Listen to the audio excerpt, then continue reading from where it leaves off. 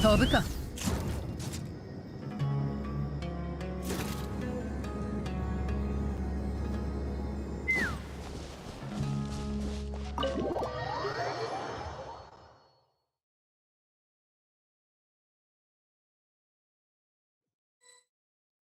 あいつの最後の言葉聞いたか。スネールシティとか世界樹とか言ってた。絶対何か知ってるぞ。このまま逃がすわけにはいかないぜ。この厄介な兵士たちを早く倒そう。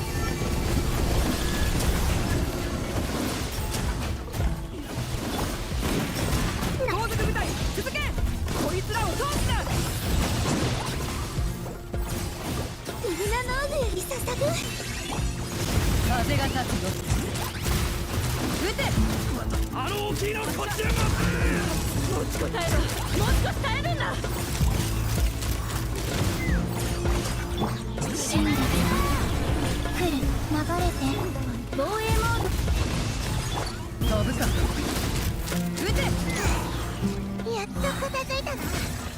あの謎のやつはまだ遠くへ行ってないはずだ。急いで追いかけよう。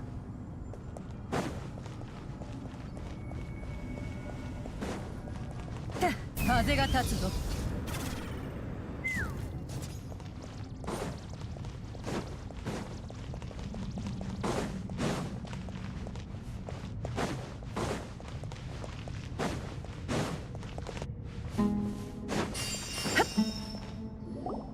見つけたぞ。諦めの悪い方ですね。逃げるな。洗いざらい話してもらうぞ。お前たち一体何をしたんだ。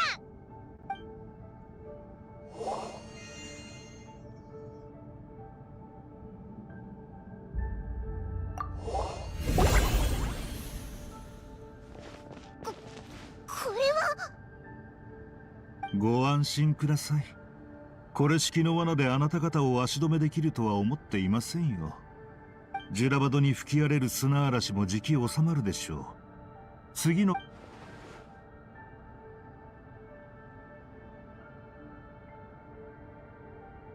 そう落ち込まないでください。誰かがここに来ることは分かっていましたから、あらかじめ計画を練っておいたのですよ。どこであなた方と話し、どの扉から去り、どの仕掛けであなた方を待つか、すべて計算済みです。対してあなた方は私のことを何も知りません。今になっても私の声を聞いたことがあるだけで、それさえも本物かどうかわからない状況です。ですがご安心を。これは私たちの初めての出会いに過ぎず、決して最後にはならないでしょうから。最後にもう一つ答えて。どうして博士に従い続けてるんだ。あいつは残酷な実験を繰り返してきた。自分の部下に対しても同じように。従う。その言葉は適切ではありませんね。あなたから見れば悪党であっても友人くらいはいるものですよ。たとえお互いの間に真心などほとんどなかったとしても、ルールが生まれればそこには必ず利益を得るものとそうでないものが現れます。人々は手に入れた利益を正当化するため、あるいは抱えた苦痛を晴らすために躍起になるものです。私も彼も世界のルールには収まらない身、そして共に新たな秩序を探し求めているのです。描く未来図は必ずしも同じではありませんが、この道を行く同行者と言えるでしょう。さようなら旅人さん、パイモンさん。あなた方が早く脱出できることを祈っていますよ。もっともあまり早すぎても困りますが、準備の時間がもう少々欲しいですから。おい、戻ってこい。またあの黒いのってまさか前に冒険してた時に見たことあるぞ。人を飲み込むやつだ。ごめん、オイラが焦って追いかけたから。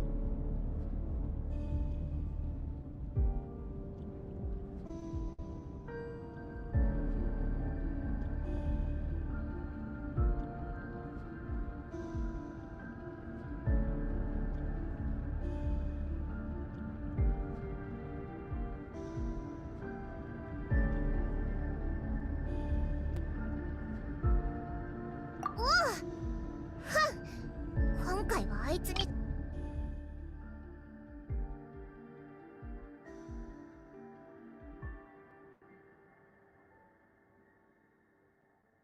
私も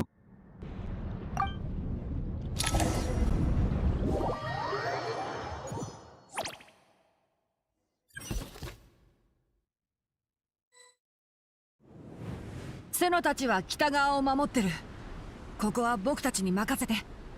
こんなにたくさんのジンニーが現れるなんて、絶対アール村に入れるわけにはいかない。ご心配なさらずに、こういう事態も私の想定内ですわ。へえ、何か策があるの？あなたたちはご存じないかもしれませんけど、私のお仲間であるぷくぷくパープルちゃんも実はジンニーなんですの。この子に交渉してもらえばこんなピンチあっという間に解決ですわ。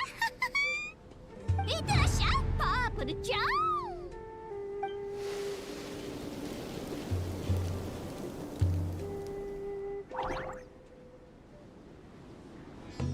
行きませんの？5000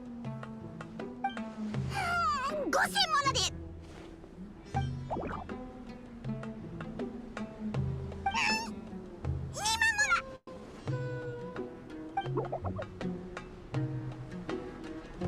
10万モラ。これ以上は出せませんわ。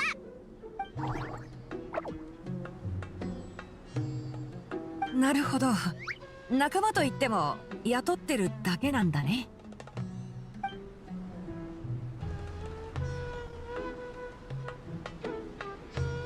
それでも頼りになることには変わりありませんのよ。パープルちゃんは口が達者ですから、あの子がちょこーっと話せばパー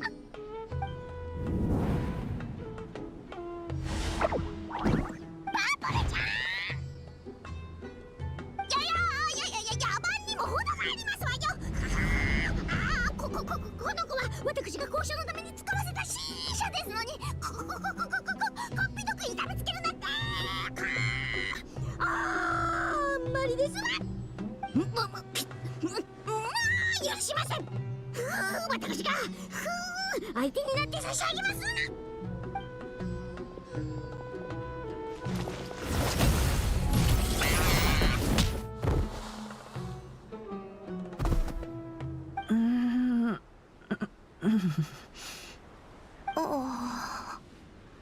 どうやら僕たちでやるしかないみたいだね。気をつけて。これ。はい、師匠。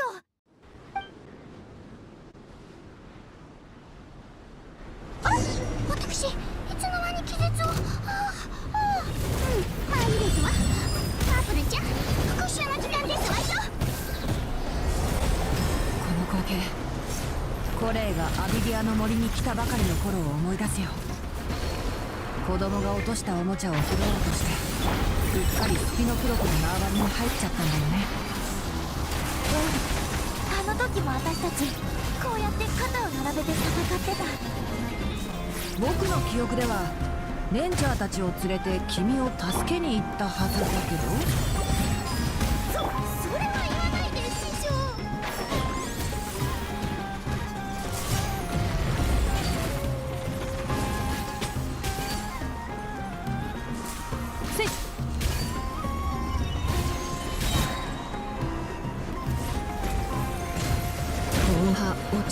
紺にキス。ほらいただきます。前がありです。やってくれましたわね。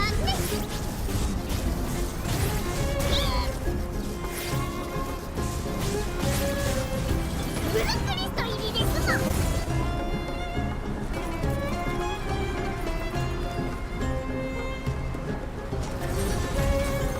いないですの。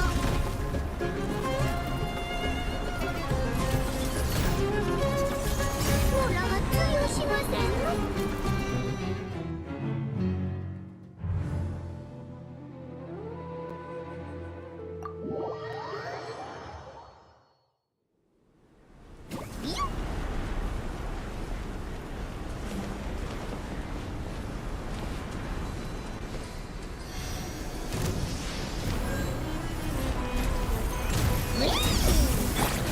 一応目を覆えば。よっえいはっよっキリがな。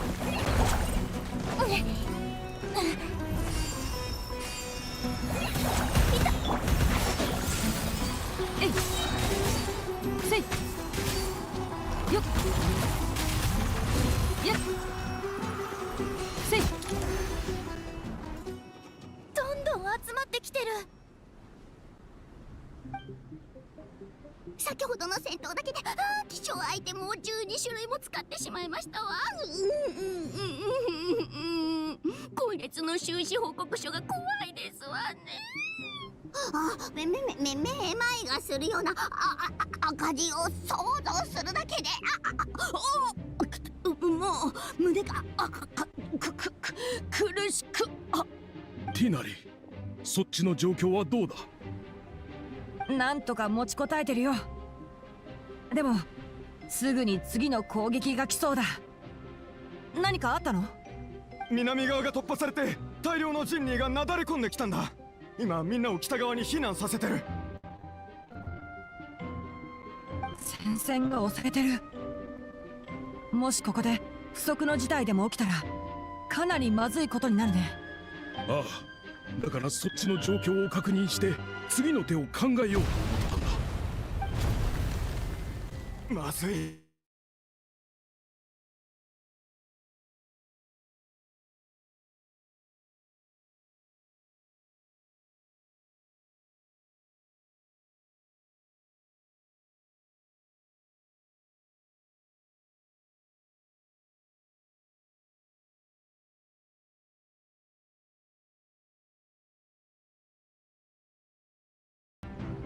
言うことを聞いて。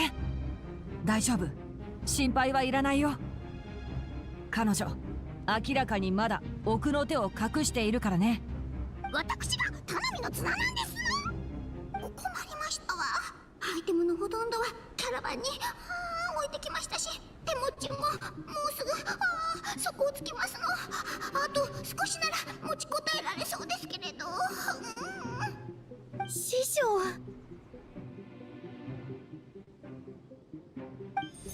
助けが必要かしら。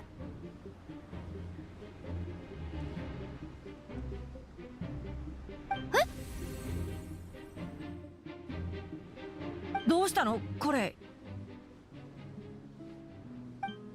このままじゃ遅かれ早かれ R 村はジンニーで埋め尽くされるし、いつ恐ろしい砂嵐に飲み込まれてもおかしくないわ。でも一つ考えがあるの。成功は保証できないけれど、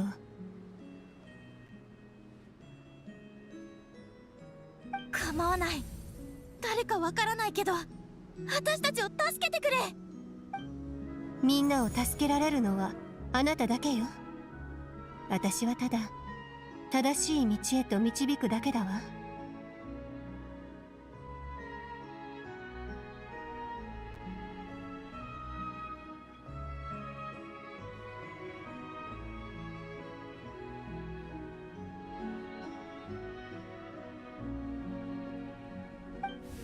私は初めに作られた精霊、輝く。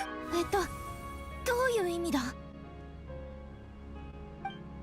理解できなくても大丈夫よ。気をつけろ、ジンニーが来るぞ。私は初めに作られた精霊。うまくいきますように。私は初めに作られた精霊。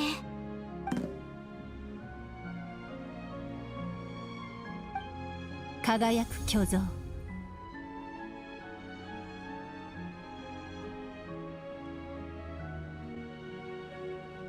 輝く巨像。何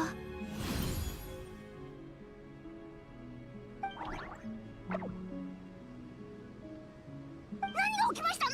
パープルちゃんがこんなに興奮するなんて、はあ、初めて見ましたわ。これはどうして君が？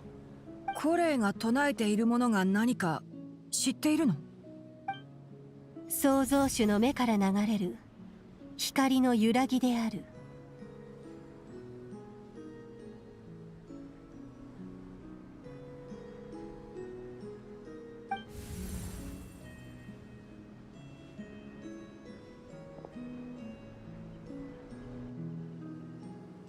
創造主の目から流れる光の揺らぎである。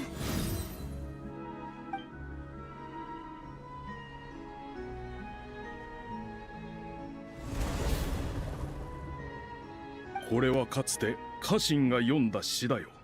しかし歴史にもほとんど記録が残っていなくて。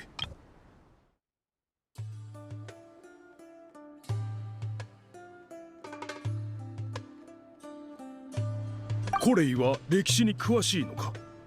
僕の知る限り詳しくはないよ。ジンニーが静かになった。いや、静かというより服従している。どうやら家臣が残した詩には鎮静効果があるようだ。少なくともあいつらを落ち着かせることはできた。本当か。僕も試してみよう。私は初めに作られた精霊。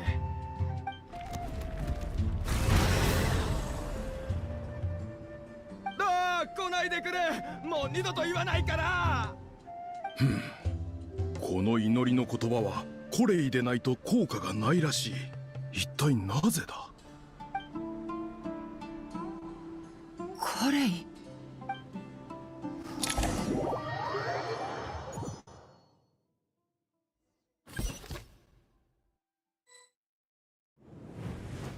はあ？どうだ？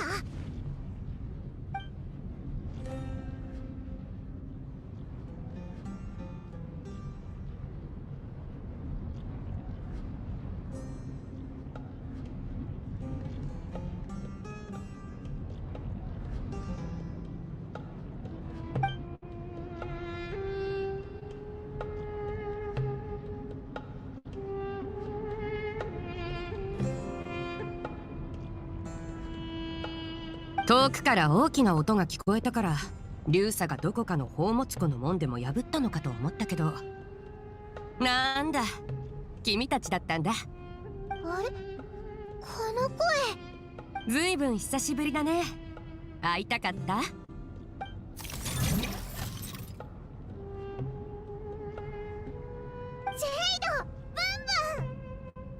積もる話は後だよ。まずは君たちを出してあげる。多分この装置かな。ブンブン、なんとかなりそう。よし、これで大丈夫。行こう。まずはここから脱出。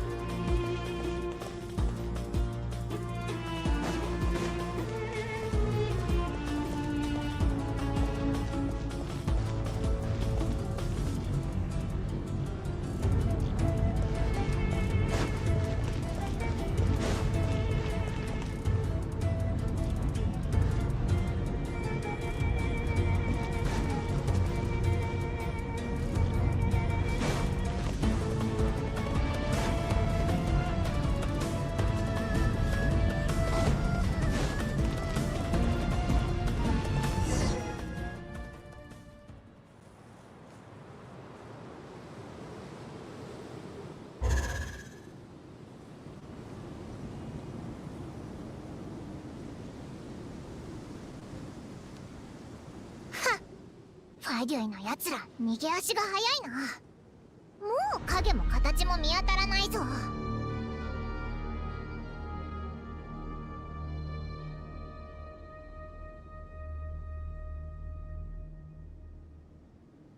ファデュイ？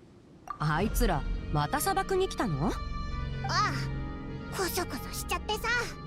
また何か悪いことを企んでるみたいだ。ジェイドは最近どうしてたの？私？みんなと別れた後、自分の傭兵団を立ち上げたんだ。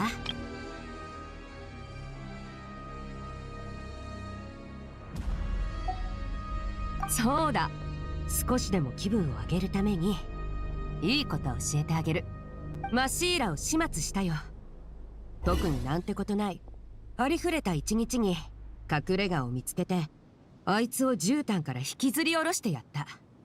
まあ相変わらずもっともらしい理屈をこねるのが好きだったけど、今回ばかりはその理屈でも命は守れなかった。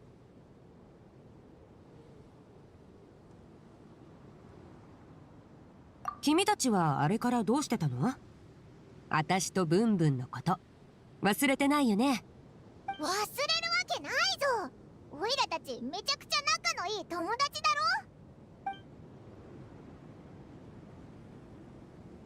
私も時間を作って他の国を見て回ってみようかな。そういえば何しにジュラバドに来たの？忘れるところだったぞ。オイラたちリルパールを探しに来たんだ。あの瓶を？ああ、あいつの力でジンニーと砂嵐を止める必要があるんだ。うまく会えるかわかんないけど、ジュラバドであんな大騒ぎがあったんだし、あいつも目を覚ましてくれてるよな。とりあえず探しに行ってみようぜ。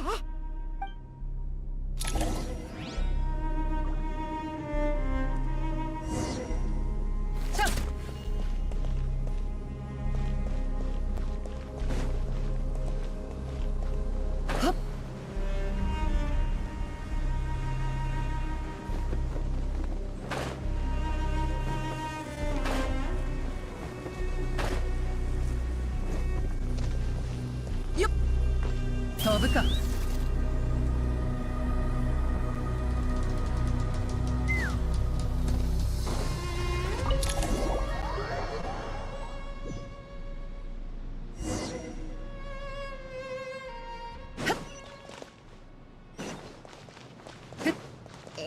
この辺りのはず。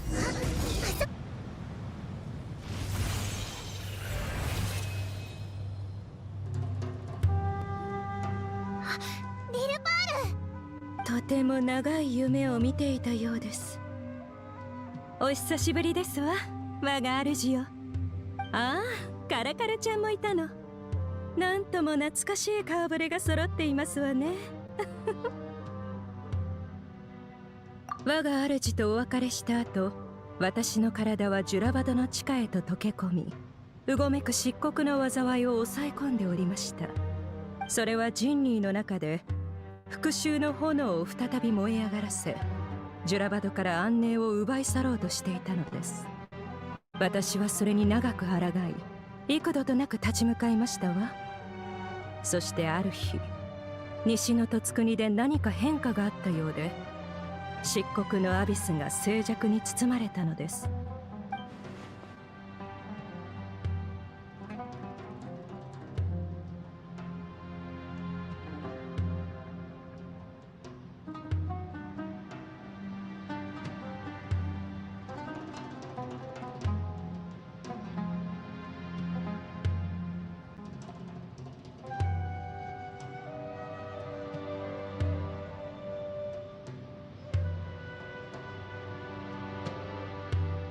あの漆黒の力がジンニーを惑わす力を失ったのを確かめ、私もまた眠りにつきました。そしてつい先ほど目を覚ましたのですわ。我が主よ、なぜ再びジュラバドにいらしたのです？黄砂に埋もれた故郷がなぜまたこれほど荒れ果てているのでしょうか？手短に言うとだな、スメール、それとオイラたちの友達がピンチなんだ。悪い奴らが世界中をかき乱して、それからジュラバドのジンニーを解き放って。さっきそいつらを追い払ったばかりなんだけど、開いた穴をどうやって塞げばいいのか、どうすれば砂嵐を止められるのかわかんなくって困ってるんだぞ。それくらい造作もないこと。私がジンニーの災いを鎮め、砂嵐も散らして差し上げましょう。ありがとうリルパール。我が主よ、礼には及びませんわ。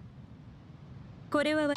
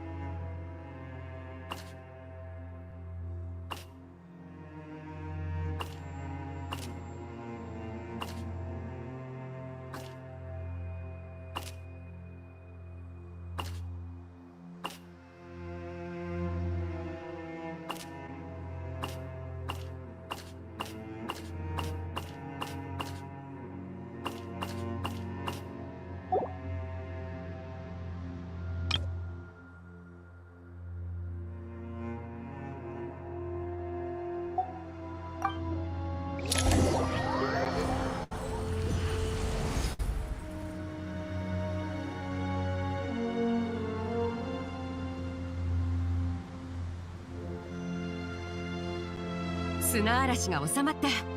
いい天気になったね。昔言ったことを覚えてる？次はもっと明るい。よかったぜ。でも別に明るい日じゃなくても、オイラはお前たちともっといっぱい会いたいぞ。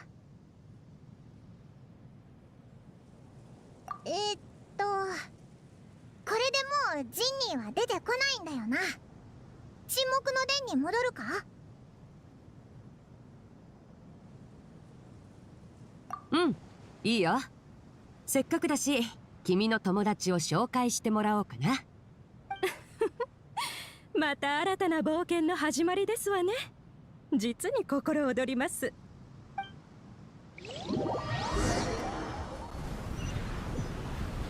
砂嵐が止んだし、今なら沈黙の殿に入れるはずだぞ。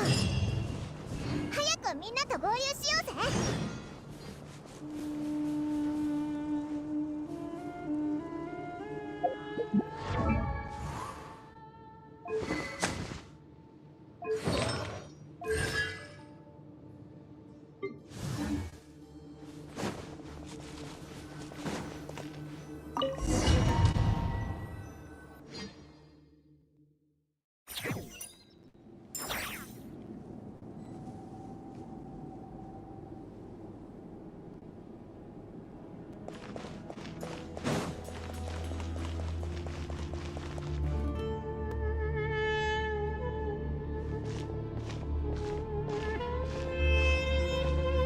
ここが沈黙の殿。ナガルジュナ団の人から話には聞いてたけど、こんなに大きい建物だったとはね。沈黙の殿。あの方々はとうにウリンへ移ったのではないのですか？いつの間にまた砂漠に戻ってきたのでしょう。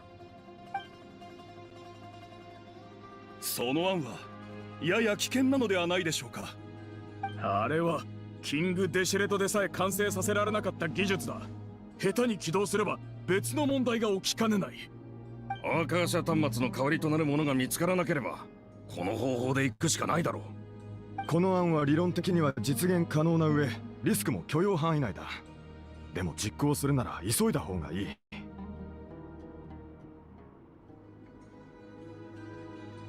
これほど大規模なものとなると、たとえカーベやファルザンさんのような機械に精通した学者を総動員しても改造が完了するまでにかなりの時間がかかるだろうからね。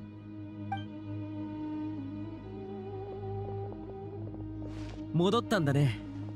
怪我はないかい？この人たちは？この二人は君たちの友達？ひひ、ここにいる奴らはほとんどオイラたちの友達だぞ。こいつはカーベで、その隣にいるのがアルハイゼンだ。よろしく。私はジェイド。こっちはリルパールだよ。ほう、歴史上の有名人か。はじめまして。友達の友達もまた友達だよね。そうなの？そうじゃないのかい？砂漠では違うかな。友達は信じられるけど、友達の友達は用心するに越したことないからね。でも旅人が悪人と友達になるわけないか。砂嵐が止んだということは、ジュラバドの問題は全て解決したようだな。何か分かったことはあったか？って感じだぞ。あのムカつく喋り方のやつにはめられて閉じ込められたけど、ジェイドが仕掛けを解いてくれてな。で、リルパールと一緒に災害を止めたんだ。そうだったのか。あなたたちがいてくれて本当によかった。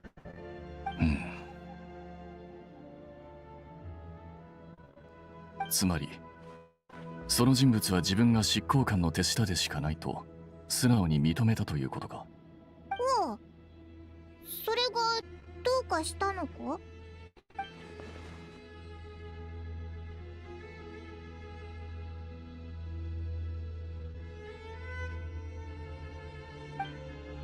まさか敵の口から答えを引き出せると期待するほど甘い考えをお持ちでしたか？鋭いですね。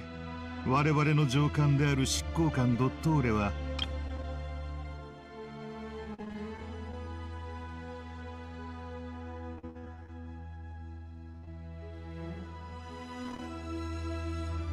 て感じだぞ。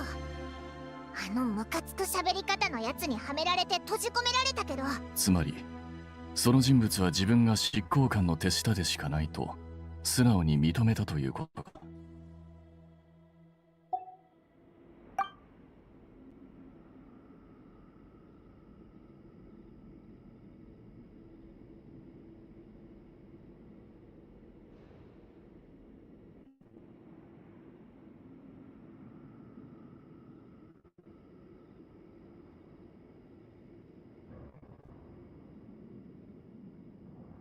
そいつの正体が気になるのか？それとも何か陰謀が隠されてるとでも？陰謀とまでは言わないが、後々問題になった際責任を他人に押し付けてしまえば面倒を減らせると考えているのかもしれないな。今はまず目の前の問題を片付けよう。家工作が適当だったのは君たちに自分の素性を調べる余裕がないことを見越してのことだろう。なんだか難しい話ばっかりでついていけないよ。勝手に話してて。私とリルパールはぶらついてくるから。ジェイド？思考の猟銃の人？まさかこんなところで会うなんてね。まあ傭兵だし、どこで会ったって不思議じゃないだろう。それよりその隣にいるのは？それで何か方法は見つかったのか？ああ、見つけたよ。ここには本当に何でもあるんだな。計画の実現性について議論と検証を重ねた結果、新しいシステムをゼロから作るのは無理そうだ。だから沈黙の伝にある一部の資料によれば、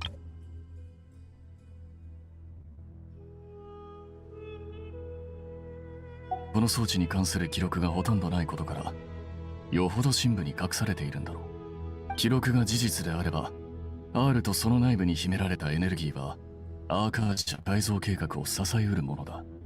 ただしこの計画を実現するには技術を掛け合わせる必要があって、賢者たちが今も議論している。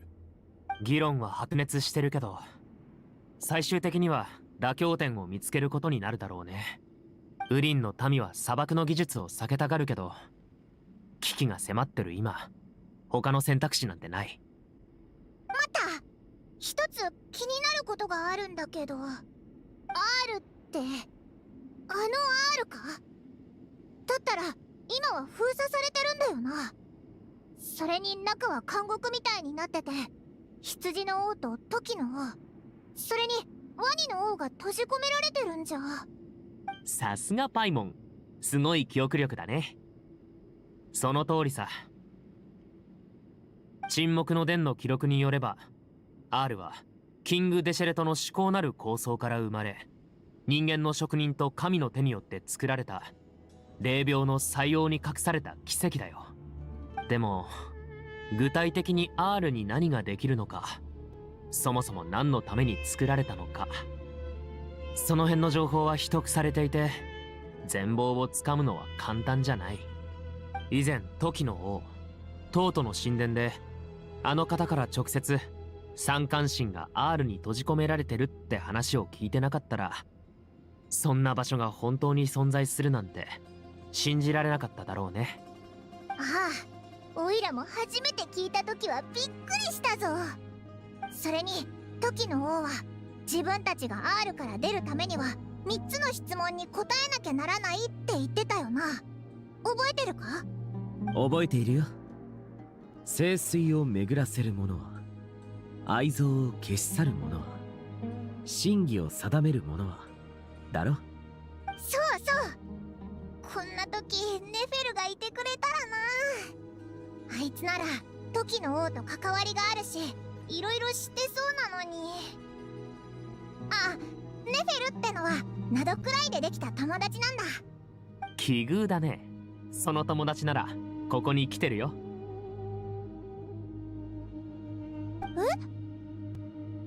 さらに言うと、一人じゃない。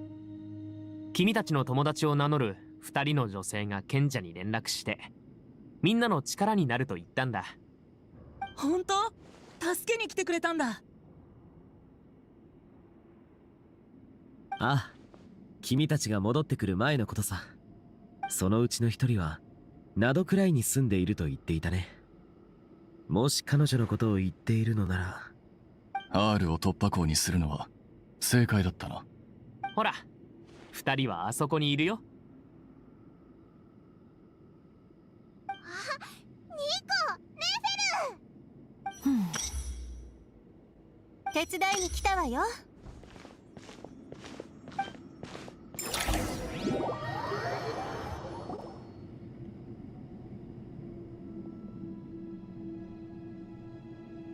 早めに出発して正解だったわね。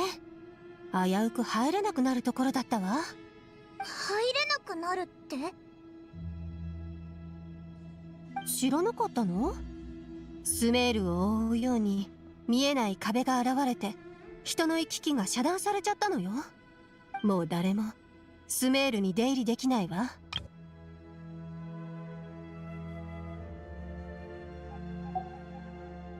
それもファリュイの仕業なのか？この件は彼らと無関係じゃないかしら。むしろ世界樹の防御機能が働いた結果だと思うわ。世界樹はテイワットの地脈の根幹で、スメールはそれに最も近い国よ。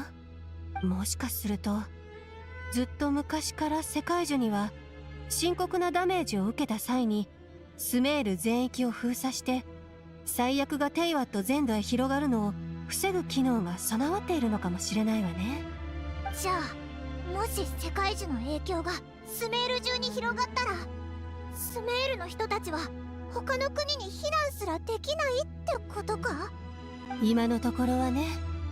けど私はそれを防ぐために来たの。世界は今危うい転換期を迎えていて、スメールはその嵐の中心にいるのよ。こいつをスメールに戻るよう説得するなんてやるな。まあ知恵に長けて弁も立つこの私でもさすがに骨が折れたけどね。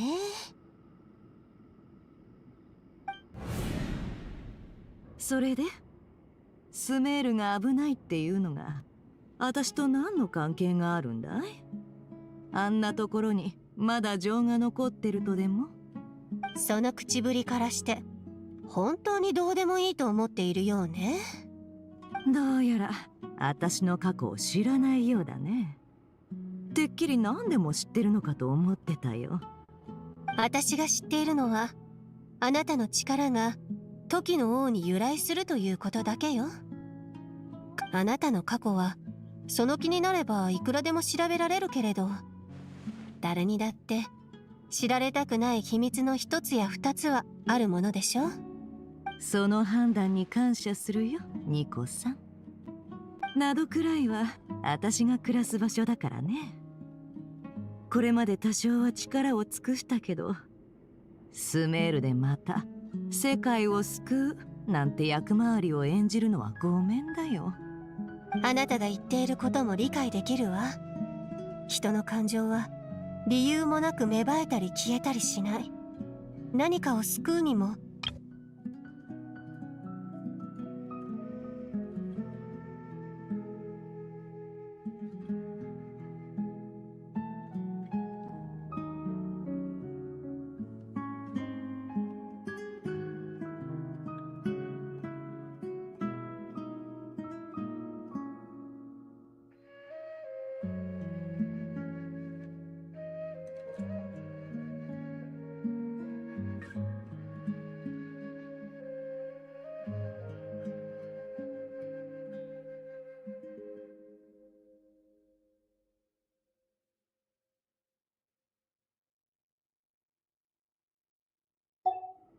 でも人間の感情は複雑で矛盾に満ちている。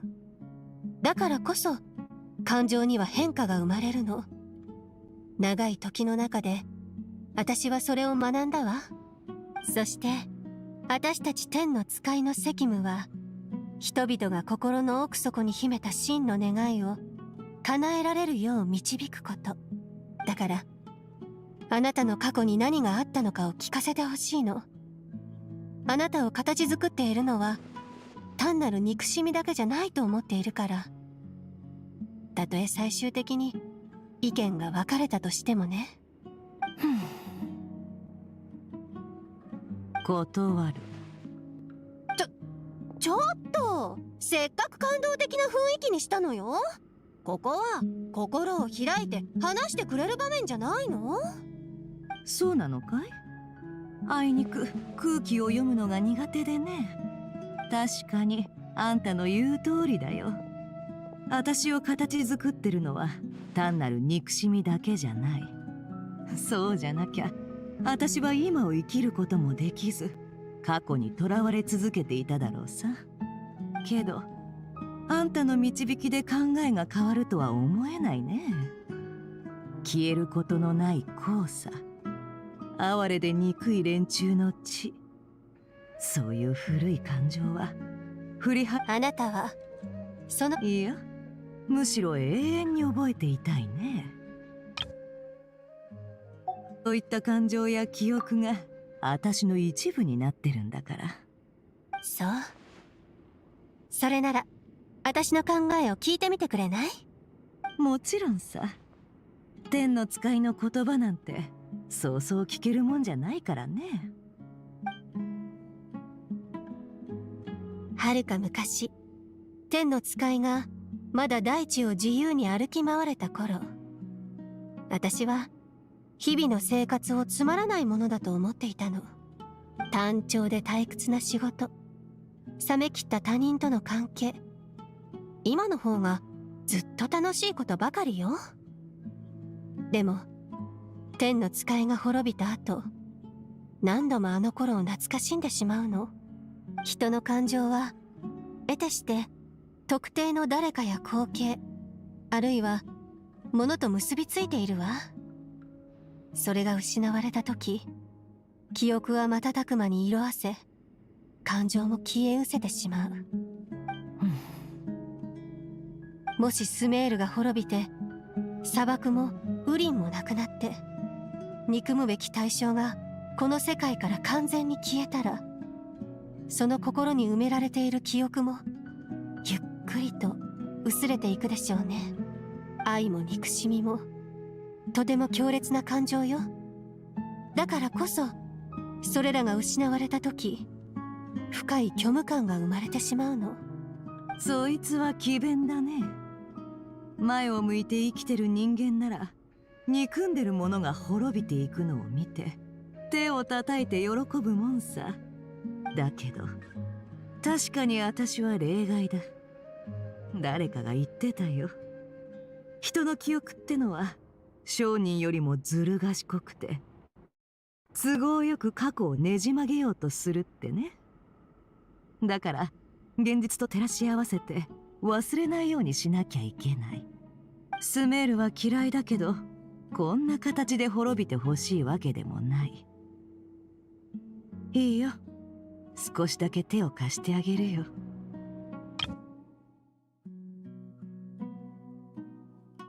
もしスメールが滅びて砂漠もウリンもなくなって憎むべき対象がこの世界から完全に消えたら、その心に埋められている記憶もゆっくりと薄れていくでしょうね。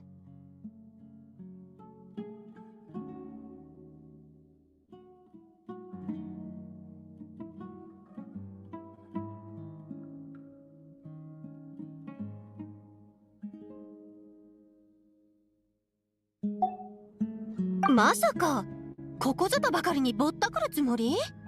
さあどうだろうね。先に言っておくけど、そんなに持ち合わせはないわよ。どうしてもって言うならアリスに少し借りられるけれど。それとも彫刻で支払ってもいいかしら。結構いい値がつくのよ。スメールまでの旅費はあんた持ちだ。それだけ？ああ、それだけだよ。いろいろと借りもあるしね。しょうがない。スメールに戻るとしよう。ヤッフォーだ。姉さん、どうしたんだ？しばらくスメールに戻るから、その間碑文の館の代理オーナーをやっとくれ。あたいがオーナー？安心して任せてくれ、姉さん。こうして聡明な天の使いニコはみんなのために頼もしい仲間を連れてきたのでした。めでたしめでたし。話しすぎだよ。それにちょいと持ってないかい？スメール、特に砂漠には二度と戻らないと思ってたんだけどね。まあ人生ってのはままならないもんさ。キャンディスはどうしたんだい？姿が見えないようだけど。あいつなら R 村で用事を済ませてから合流する予定だ。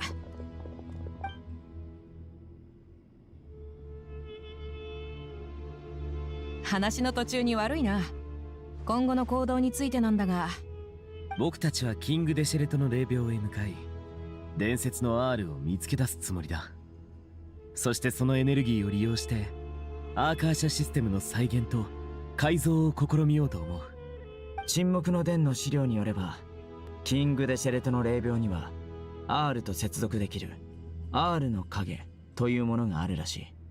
出発まではまだ時間があるから急ぐ必要はないよ。ところでお二人は何と呼べば？ネフェルって呼んどくれ。普段は灘くらいに住んでる。あんたたち今 R って言ったね。ああ。中に閉じ込められてる三冠神の一柱時の王とはちょっとした縁があってね。こうしてきたのも何か力になれると思ってのことさ。あんたたちさえ良ければ一緒に行っていいかい？もちろん助かるよ。ん？ネフェルは砂漠の人間なのか？どうしてそう思うんだい？あんたからどこか私と似た空気を感じる。キャンディスのことも知ってるようだし、で、すまん。詮索するつもりはないんだ。なんとなく気になってな。私はディシア。エルマイト旅団の傭兵で、いつも砂漠で活動してる。ああ、ドリーさんとは付き合いがあってね。前からあんたたちの話は聞いてたよ。今日ようやく顔を見れた。でも隣にいる彼女はあんたたちのことをよく知らないし、お互い自己紹介するのはどうだい？実は全く知らないというわけでもないのよ。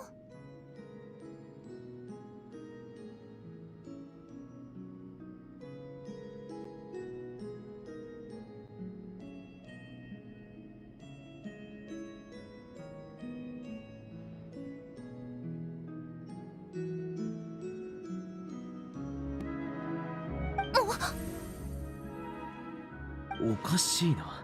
見間違いか？今口を動かしてなかったように見えたんだが。まさか伝説の腹話術の使い手か？コレイ？どうかしたの？もしかして頭の中で話しかけてきた人か。夢の内容を送信様に報告するよう言ったり、不思議な詩を教えてくれたり。ええ、そうよ。私の肩書きはたくさんあるけれど、今回はこの場に最もふさわしいものを名乗りましょう。私はニコリアン。とても長い時を生きている天の使いよ。天の使い？なんだかすごそうな響きだな。それって何なんだ？そうね。とりあえずとても長生きな種族ってところかしら。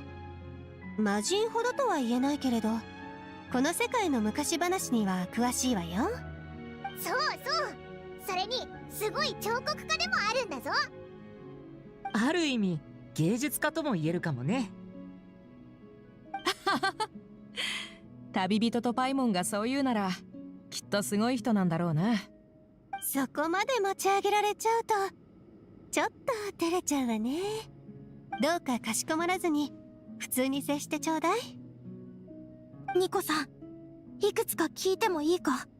もちろん。あなたの心には疑問が渦巻いていて、一刻も早く答えを知りたがっているのが見て取れるもの。何を聞きたいのかもわかるわよ。なぜあなたがおかしくなったスメールシティの夢を見たのか。なぜあなたの読んだ詩だけがジンニーを沈められたのか。真実へ導いてあげることはできるけれど、それはあなたの秘密にも関わることよ。だからできれば二人きりで話させてちょうだい。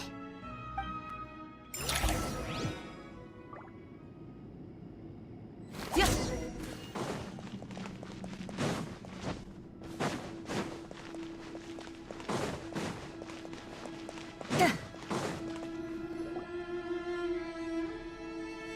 二人きりで話すつもりだったのに、どうしてこんなに大勢ついてくるのかしら。いけないか。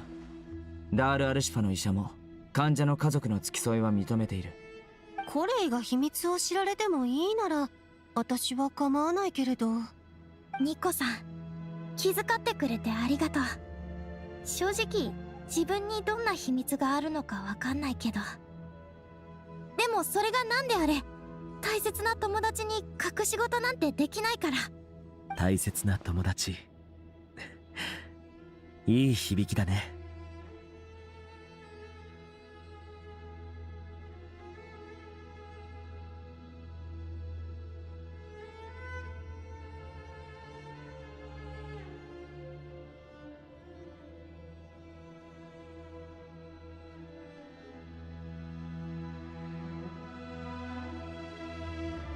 わかったわ。そういうことなら単刀直入に言うわね。コレイ、自分の体内に魔人の残滓があることは知っているかしら？知ってる。小さい頃マリン病にかかって、それがどうしても治らなくって、ファデュイの言葉を信じたお父さんとお母さんが私を知らない場所へ連れて行ったんだ。そこには私みたいな子供がたくさんいて、怖いやつに薬を注射された。聞いた話だと、その中に魔人の残滓が入ってたって。あの痛みは今でもはっきり思い出せる。でも友達がそばにいてくれたから、少しずつその苦しみも乗り越えられたんだ。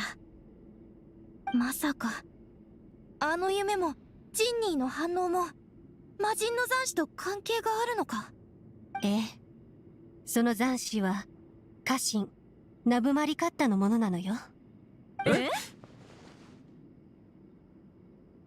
なるほど。どうして驚かないんだ？コレイが家臣の詩を読んでジンニーをなだめた時に、もしかしたらって思ったんだ。びっくりしたぞ。ビルパール、急に出てくるなよ。たまたま通りかかったのでな。家臣様のお名前を耳にすれば驚くのも当然のこと。帽子をかぶった女よ。それは確かか？彼女からは花の女主人の気配をまるで感じられない。ただのかけらだからでしょうね。特別な方法で力を引き出さない限り、どんなに近しいものであっても気づくのは難しいはずよ。家臣の逝去後、その遺骸は砂漠の各地に散らばったわ。キング・デシェレトはそれを集められるだけ集めて永遠のオアシスに埋葬したの。ただ一部のかけらは見つけられず、そのまま残されてしまったようでね。時は流れてファドゥイがその一部を回収したの。何かの実験のためにね。あの連中ならやりかねないことだわ。そんなに驚くなんて。でもこれも奇妙な縁というものよ。多くの人が望みながらも得られなかったその力を、あなたは知らず知らずのうちにずっと宿していたのだから。なんていうか、この力でみんなの役に立てるのは嬉しいけど、家臣のかけらが私の中にあるのはやっぱりなんだか不思議な感じがする。人は自身の意志を重んじるものだ。たとえそれが悪意のない侵入者であっても脅威と捉えてしまう。コレイ、その気持ちは俺にもわかる。だが慣れてしまえば気にすることはない。ああ、確かに君にはそれを言う資格があるね。心配するな。ヘルマヌビスの罰令も3個までというだろう。3度目には受け入れられるだろうって言いたいの？ティナリ、フォローに感謝する。フォローしたわけじゃないよ。私はもう行く。狼の被り物をした人がそんなことを言うなんて信じたくないからな。私の記憶にあるヘルマヌビスの印象とかけ離れすぎだ。とにかく俺が言いたいのは、俺がいくら罰令を宿そうとお前が俺をヘルマヌビスだとは思わないのと同じように、お前の体内に何があろうとお前はお前だ。分かってる。つまり私が見た夢は家臣様からの警告だったのか？ええ、そうよ。彼女の本質は私と同じで、原初の人が作った天の使いなの。生まれながらにして生きとし生けるものを導く本能を持っているわ。たとえ体や魂が崩れ去ろうとも、骨の髄にまで染みた本能が変わることはない。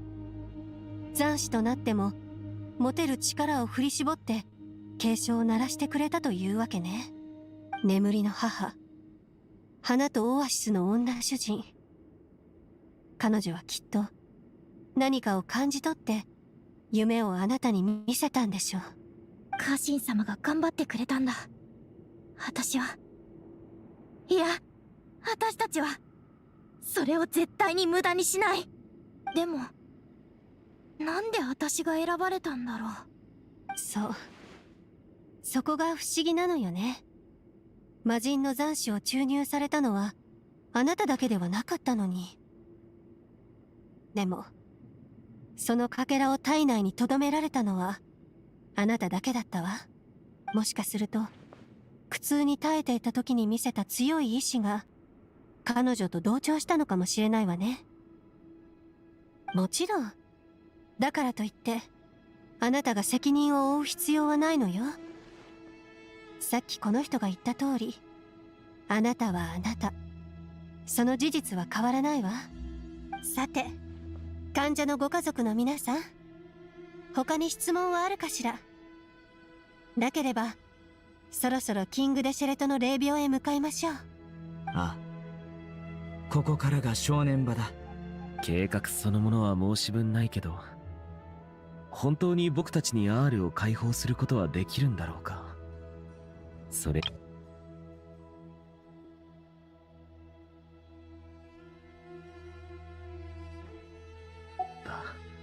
君が手掛けた最大のプロジェクトよりも？最大というとアルカサルザライパレスのことか？あれとはまるで桁違いだよ。はあ、頭が痛くなってくる。前向きに考えたらどうだ。少なくとも今回はスメールが君を必要としている時に居合わせることができた。後になって何が起きたのか俺に聞きに来ずに済む。嫌味かだったらよく見ている。僕がいればあの時よりもずっと簡単に、そして円滑に問題。川辺さん、あっという間に元気になった。みんな自信に満ちていて何よりね。準備ができたらキングデシェレトの霊廟へ行きましょう。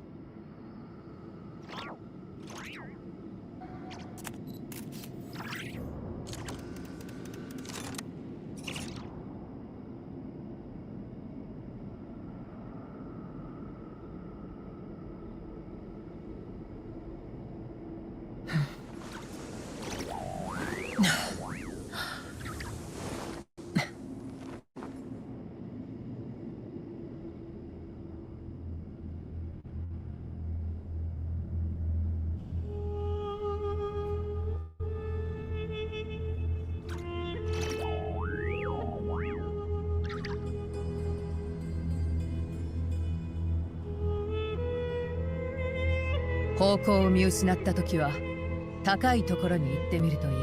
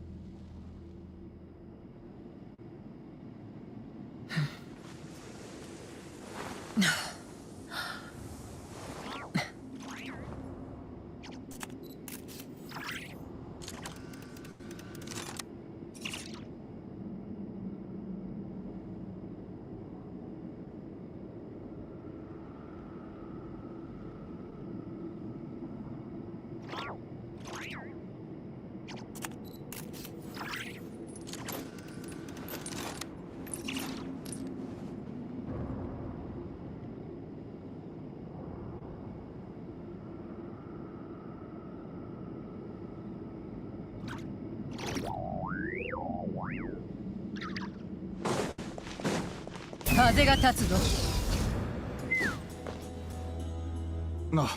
ニコさん、さっき耳に挟んだんだけど、君が凄腕の彫刻家だって。自分で言うのはちょっと恥ずかしいけれど、まあ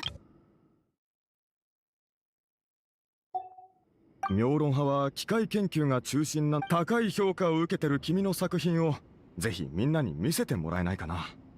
みんな？学者のみんなさ。カシフ、ダネシュバル。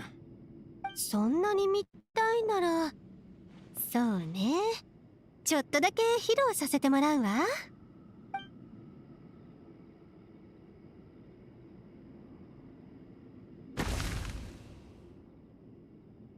うわ、どうやって出したんだ？それによく見るとまるで生きてるみたい。リスが英雄さながら天から舞い降り、大地がその衝撃で揺れる。どうかしら。なかなか躍動感があるでしょ。カーベ、ちょっと来てくれ。そうだ、昔妙論派に在籍してたファルザン先輩もこちらへ。待ってくれ。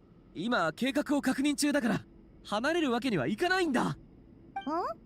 わしを呼んだか？何の用じゃ後輩。このリスの彫像、可愛いと思いませんか？ほう、リスか。可愛いというよりかなり写実的じゃな。英雄の像を彫りたいのか？英雄？そうかもしれないわね。実はあまり具体的なイメージがあったわけではないの。ただ思うままに手を動かしていたらこうなっただけよ。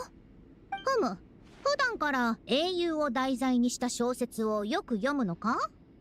ええ、素敵な英雄の物語は誰だって好きでしょ。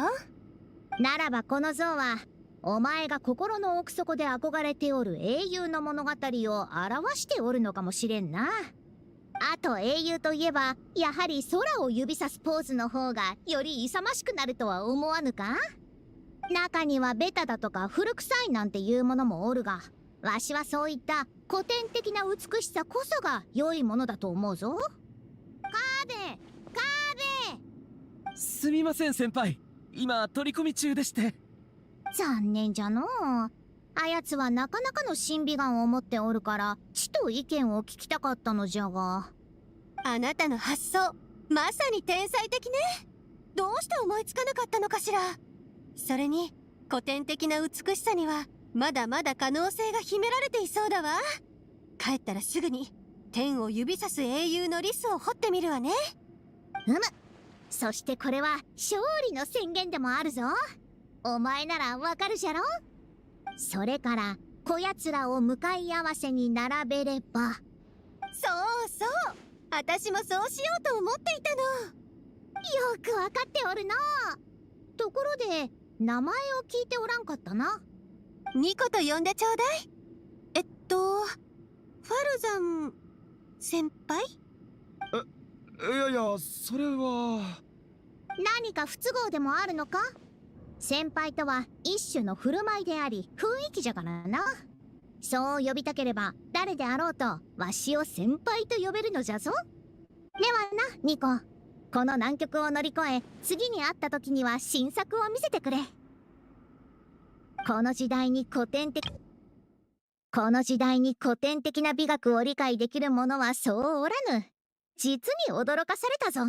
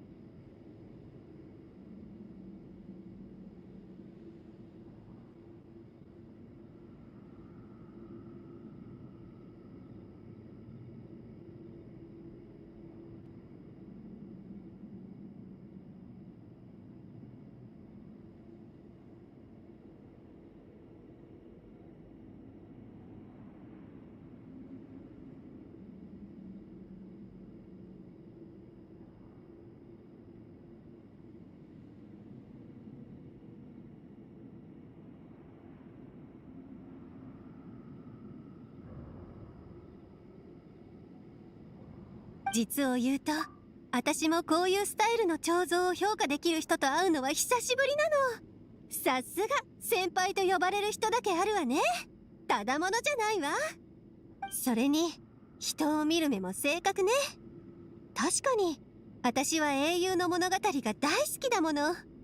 だからこそ幾世代もの英雄たちを静かに見守り続けているのよ。英雄を見守るじゃと？お前は一体どんな仕事をしておるんじゃ？そんなに大したことじゃないわよ。ファルザン先輩にはニコさんが何者なのかまだ教えない方が良さそうだ。そうだね。二人の話題は美的センスの交流にとどめておこう。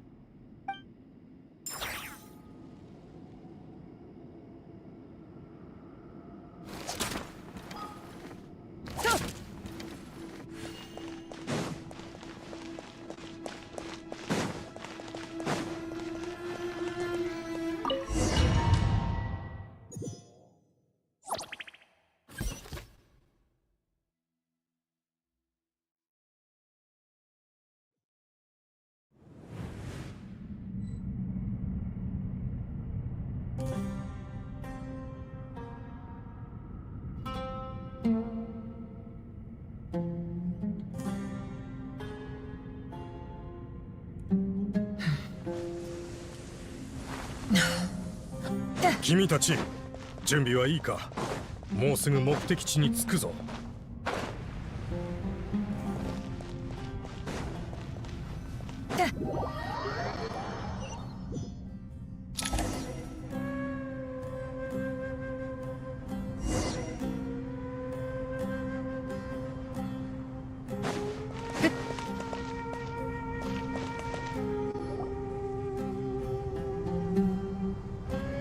こんなに多くの人間が訪ねてくるのは初めてだな。ここは観光地にでもなるのか？よく見れば見知った顔ばかりだ。わざわざ連れ立ってきたのは年寄りの話し相手になるためではないのだろう。さすがだな。その通りだ。俺たちはある大掛かりな計画のためにここに来た。大掛かりな計画とはどれほどのものだ？我が輩たちの果てしなく続く空虚を埋められるほどか？羊とワニも笑っているぞ。今日はいつもと違う、なんとも賑やかな日だ。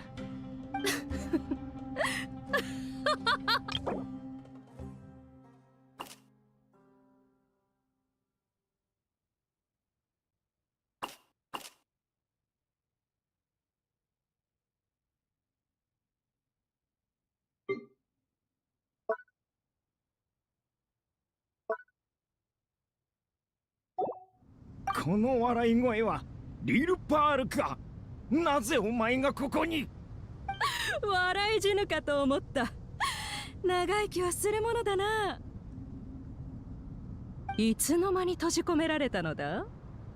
上から目線で若者相手に選ぶって自分で滑稽だと思わないのか？言わせておけば。分かっている。そう騒ぐな。リルパール、羊もワニも我が輩と同じ問題を抱えているのだ。お前も王に封印されたのではなかったか？どうやって封印を破りここに来た？さあな、暇な時にでも我が主に聞いてみるといいだろう。かつてあんなに重い罰を執行した連中がね、かけらとなって人間の中に押し込められた者がいれば、かけらすら残らず永遠の牢獄に閉じ込められた者もいるとは、なんと嘆かわしい。囚人の分際でよくそんな態度が取れたものだな。本当は気になるのだろう？お前たちは外の世界への関心が抑えきれないのだ。私、だんだんこの魔瓶のマダムが気に入ってきたよ。時間がない。本題に戻るぞ。古き王たちよ、教令員を代表して協力を要請する。あなた方を自由にする代わりに力を貸してはいただけないだろうか。具体的な協力内容については話せば長くなる。まずは誠意の証としてあなた方を悩ませている問題を解決したい。まあまあワニよ、落ち着け。羊も一緒になって騒ぐな。少し彼女に喋らせたくらいでそこまで怒ることはないだろう。そんなことより3つの質問の答えが得られるのかもしれないのだぞ。だが本当にお前たちに答えられるのか？ネフェル、お前はかつて最後の問いに答えたが、その答えでも封印は解かれなかった。まさか時の移ろいとともに新たな答えを見つけたというのか？そんなところだね。あの時あんたは真偽を定めるものはって聞いただろ。それに対する私の答えは詐欺師の本心だった。詐欺師こそがこの世の真偽を最も見抜ける存在だ。で、そいつらに真偽を明かさせるなら、まずはその本心を手に入れなきゃならない。一理あるな。ああ、だからあの時我が輩は面白い答えだと言ったのだ。だが残念ながらそれによって我々が解放に近づくことはなかった。簡単なことさ。あれはあくまで私の答えであって、キング・デシェレトが望むものじゃなかったんだ。お前にはアフマルが求めていた答えがわかるとでも？時間だよ。それにこれは最後の問いだけじゃなく、3つの問い全てに通じる答えなんだ。万物は時の流れの中で盛衰を迎え、愛憎は虚無に帰す。目の前の出来事をめぐる議論は尽きず、誰もが自分の見解を譲ろうとしない。何が正しく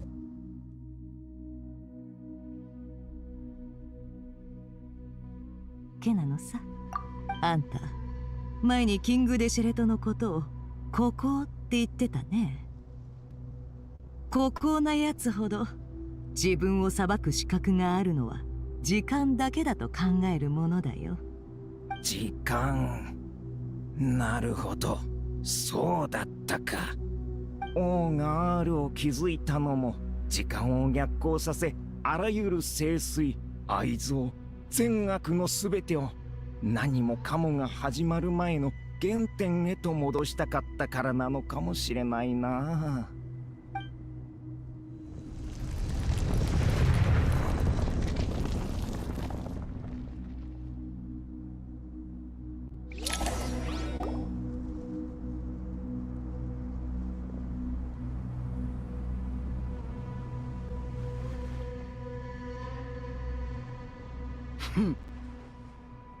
これほど賑やかな光景を見るのは久しぶりだ。心より感謝する。これが七柱のうちの三柱。こうして見ると心臓はそれなりに似ていたようだ。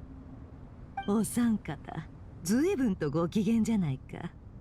牢獄は人を成長させ、傾聴の精神を学ばせるが、それに伴う苦しみも相当だ。我が輩たちに尽くしてくれたお前には同じ苦しみを味わってほしくないものだな。改めて会えて嬉しいぞ、ネフェル。ああ、私もだよ、時の王トート。よしよし、仲良くできてるようで何よりだ。自己紹介はせんでええのか？せっかくだししておこうか。僕は沈黙の殿の現首領セトス。こっちは大マハマトラのセノで、ソロン派の元賢者ジュライセンだ。でもこんな紹介してもしょうがないだろう。ああ、どれも初めて聞く言葉ばかりだからな。この属性を離れていた時間はお前たちが想像するよりもはるかに長い。急いで名乗る必要はない。お前たちのことはネフェルから聞かせてもらうとしよう。我が輩が選んだ門弟と話す時の種にもなるだろうしな。まるで頼りない家長のようだな。古の神と人間が今の世界で歓迎されるとは限らない。私の身の程を知るという素晴らしい心構えを君たちにも見習ってほしいものだ。そうか？我が輩はむしろこの時代でも自分の居場所を作れると思っているがな。あの3つの質問だって我が輩の粘り強さが功を奏したのだ。お前たちはそれに便乗したに過ぎない。あんたの粘り強さには感心せざるを得ないね。お前たちの知恵もまた称賛に値するぞ。さあ願いを言ってみろ、若者たちよ。願い？これほどの功だ。我が輩たちもまた報いるべきだろう。だってさ、大マハマトラ。担当直入人を。今スメールは未曾有の最悪に見舞われている。御柱の協力を仰ぎたい。いつの時代も最悪は我らと深い関わりがあるな。決まって我らが最悪を生むか、最悪が我らを生むかのどちらかだ。世界中に未知の問題が発生し、その影響を受けた宗神様が昏睡状態に陥ってしまった。今草の竜王の下で治療を受けている。草の竜王？あの草の竜王が宗神様を治療しているというのか？それは本当にアペプなのか？あの残虐で凶悪な本能以外をかなぐり捨てたやつ。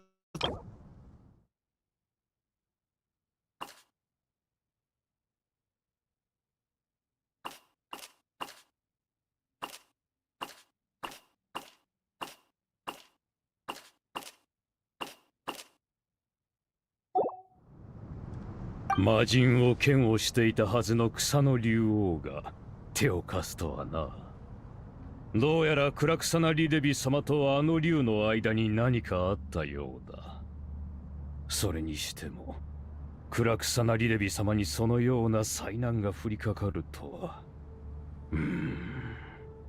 君たちもこの歴史的瞬間に立ち会ってみるのはどうかな？いいだろう。人を乗せるのがうまいな。現状世界中への訪問や接続は不可能だ。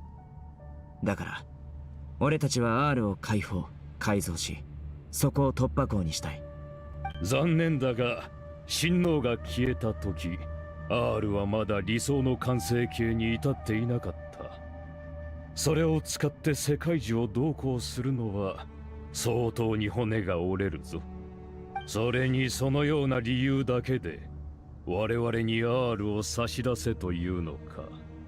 考古記録によれば R の建造には長い年月を要したものの、決して人の力の及ばないものではなかった。最新の技術をもってすれば効率は大幅に改善できる。今はただ全力を尽くすのみだ。脅すつもりはないが、俺たちが手段を選ばずにお前たちを R から出したのは対等に交渉するための手札が必要だったからだ。お前は俺たちに願いを尋ねた。ここにいる全員、スメールの何千何万という人がお前たちを R を必要としている。だそうだぞ。老いぼれたちどうするのだ？そこまで言われては無論。無論なんだ。はっきりしろ。協力するのかしないのか。無論は無論だ。君たちは R を解放すると言っていたが、その内部には親王の作った黄金の眠りが保存されていることを分かっているのか？分かっている。それに伴うリスクもな。おそらく二度と親王の領域に達する者は現れないだろう。そして二度とあのような理想郷を実現する機会もないだろうが、本当にいいのだな。ああ、人は夢を見る前にまず生きる必要がある。決意は固いようだな。いいだろう。かつての盟友たちと協議しよう。聖者シェセプアンク、聖者ベンヌ、親王亡き後自我の殉死を選び沈黙した魔人よ。我らの声は汝らを覚醒させる権利を持つ。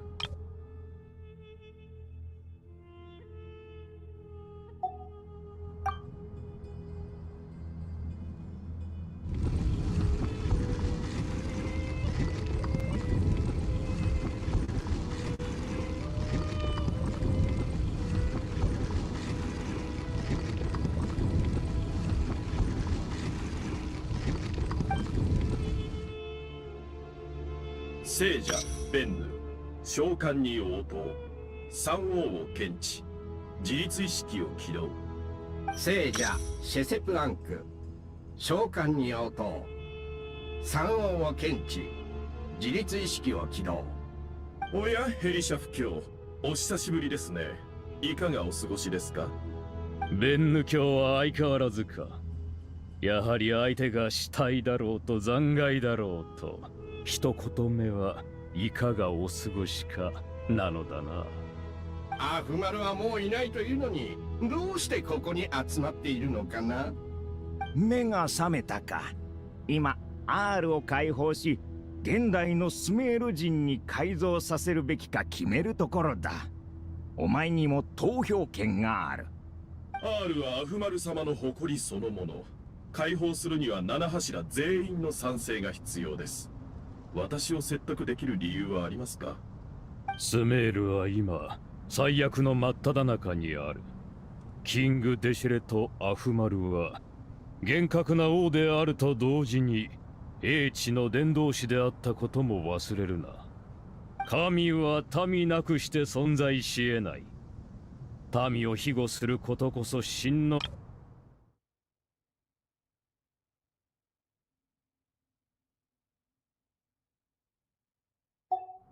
しかし、その全員の賛同に何の意味があるんだい？それに、七柱の最後の一柱、草の竜王アーペプなんて、我々と交流したことすらないのに。お前のその機械の脳では、にわかには信じがたいだろうが、アーペプは今、送信の治療をしている。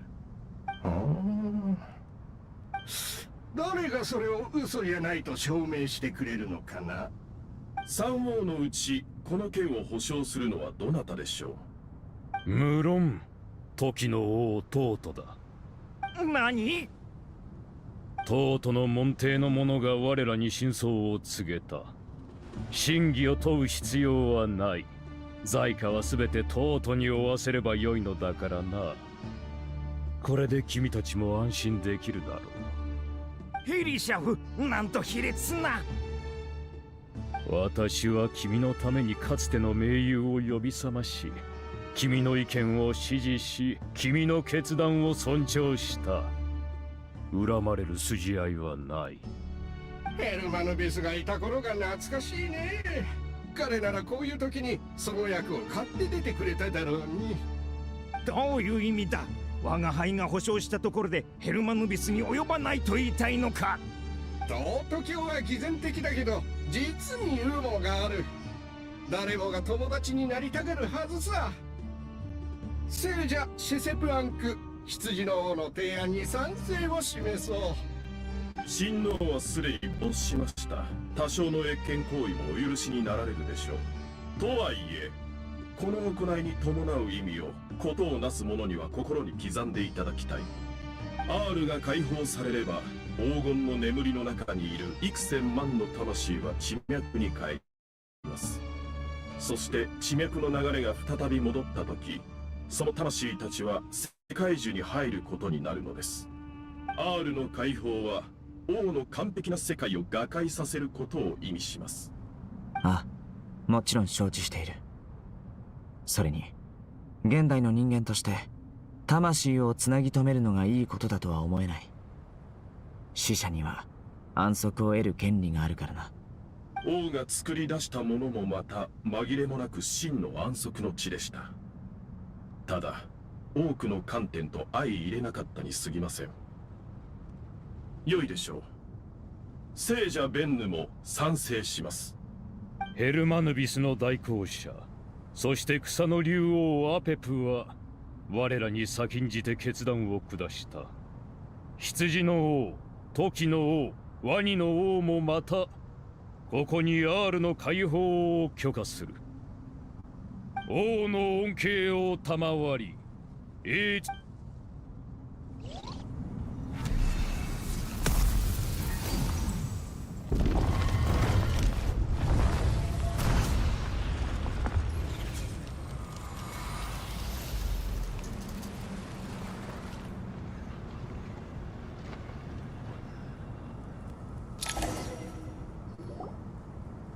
見ろ。これは敵襲？いや違う。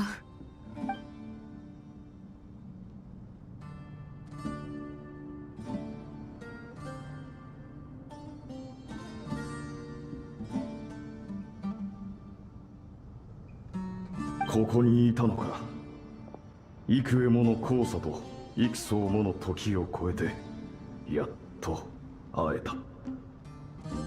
父さん、父さんなの？ジェイドのお父さんのジェブライラだ。確か黄金の眠りについたはずだよな。お前から血と砂の匂いがする。大きく獣のようにたくましく、そして涙を見せない強い人間になったんだな。もう行っちゃうの？だったらせめて教えて。父さんのために何かできることはある？この再会は神の恩寵なのだろう。サミエルと共に囚われていた俺の魂はようやく解放された。またお前の顔を見れて心から嬉しい。たとえ一瞬であっても聖者と死者の再会が許された。それだけで十分だ。安心して眠れる。ジェイド、俺のために悲しむな。お前なら俺よりもずっと遠く高い場所にたどり着ける。俺なんか霞むほどの偉業をなせるはずだ。だから自分を大切にしろ。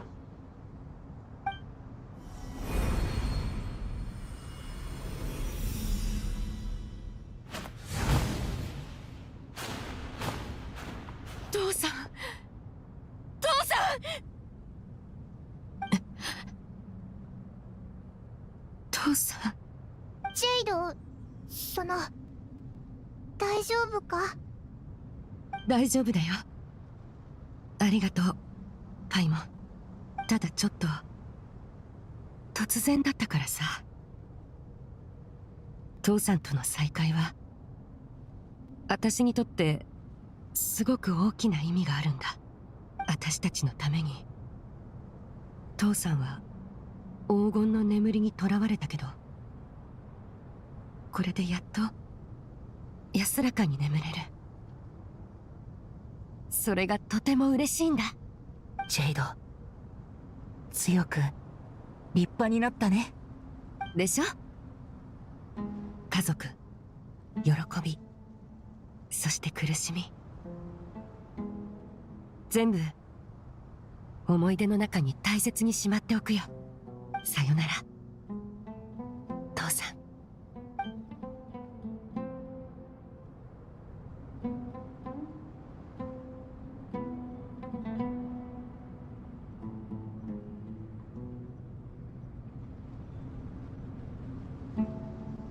ふむ、どうやら感動の再会があったようだな。少しはいいことをしてやれたということか？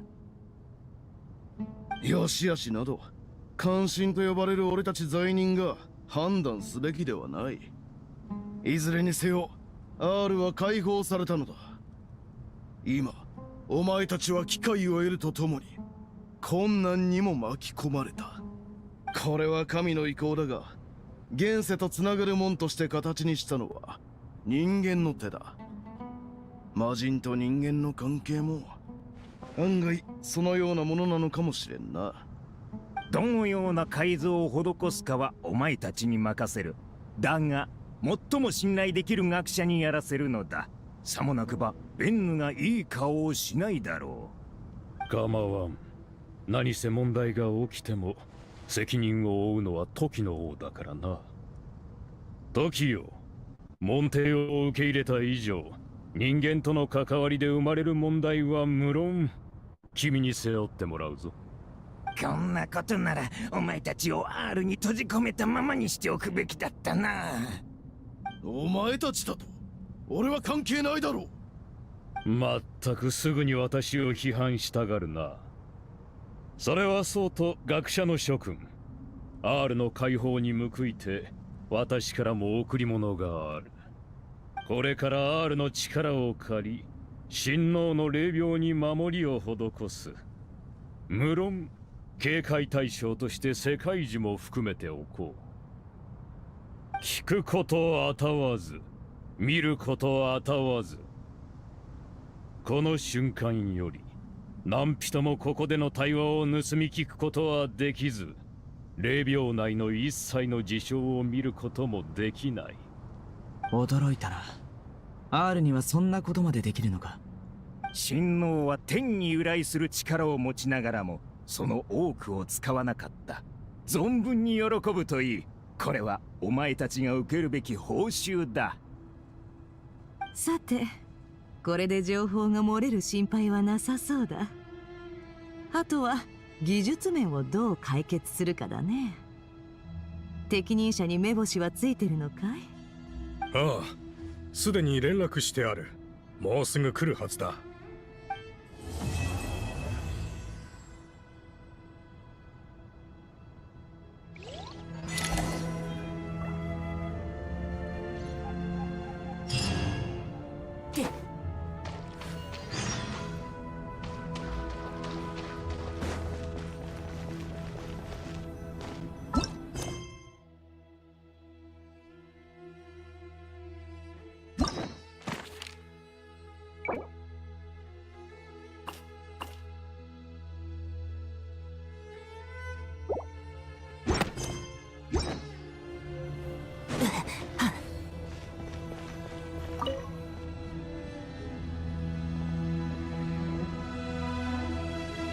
お前たちが R を改造する教霊院の代表か？はい、はじめまして。僕はカーベン。こちらはテルメジとナイサブーリーです。おい、アルハイゼ、君も挨拶くらいしろ。はじめましてではないだろう。時の弟には皆会ったことがある。久しぶりだな。このお二人には壁画でしか会ったことがないだろう。神殿の壁画のことか。我が輩たちが談笑したりカードゲームや盤上ゲームをしたりしている場面のものだな。まあ我が輩たちはそういったものを好むのだ。盤上ゲームが好きなのはお前だけだろう。俺たちは付き合わされてただけだぞ。そうとも言えないぞ。話を戻そう。現時点における教霊院の分析では、この計画は古代文字解読、機械工学、古代遺跡の修復、元素学など多方面の人材が必要となる。そしてこの場にいるのはそれぞれの分野で最も腕の立つ者たちだ。異論がなければこのまま作業に取り掛からせてもらう。これはかつて親王アフマルのために R を築いた職人たちが自らの部下と共に心血と命を注ぎ込んだ傑作です。あなたたちも彼らと同等の敬意と献身を示さなければなりません。そうなのか。俺たちは当然最善を尽くすが、命まで差し出す気はない。なんと無礼な。違います。彼はそういうつもりで言ったのでは。敬意と献身を示します。ただ表現の仕方が異なるだけで。他人からの期待値のコントロールは重要だ。失礼な発言の数々お詫びします。ですが確かに僕たちは伝説のように計画の完了とともに命を差し出すわけにはいきません。これが計画書の初版です。ご確認いただけますか？他にもご要望があればどうぞおっしゃってください。普段であればもっと美しい見た目に仕上げられるのですが、今回は緊急事態ということもあり、多少の不備はご容赦いただければと。無論だ。皆がこの軽薄な経緯を受け入れるというのでしたら、私も法案への同意を検討しましょう。今さらアフマルを立てて何になる？こやつらの好きにさせてもいいだろう。いずれこの若者たちの世話になるかもしれないのだぞ。確かにそうだ。これが R の捜査機構です。改めて警告しますが、くれぐれも慎重に扱うように。ありがとうございます。必ず細心の注意を払います。懲罰を下したいなら好きにすればいいが、お互い R の一部は人間にしか操作できないことは知っているだろう。親王は確かに人間に希望を抱いています。ですが R がそのように設計されているのは、人間に対する信頼というより、あなたたち3人に対する警戒でしょう。そうだったのか。それなら R を建設する職人がいたのも頷ける。偉業を成し遂げるにはやはり人間の助けが必要だったんだな。その通り。なあ、あの羊の王、ずっと同僚を適当にあしらってないか？彼は言葉を巧みに操れるからこそ最小の中の最小になれたんだろう。つまりアフマルの人を見る目がなかったという噂は事実ではなかったようだ。おい、それは僕がひどい目に遭うのは話術に劣るせいで、君がうまくやれてるのは話術に長けてるからって言いたいのか？気のせいだ。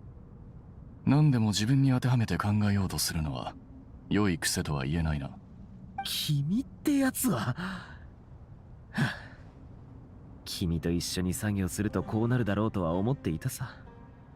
どいてくれ、操作盤を見るから。それの起動は君の仕事だ。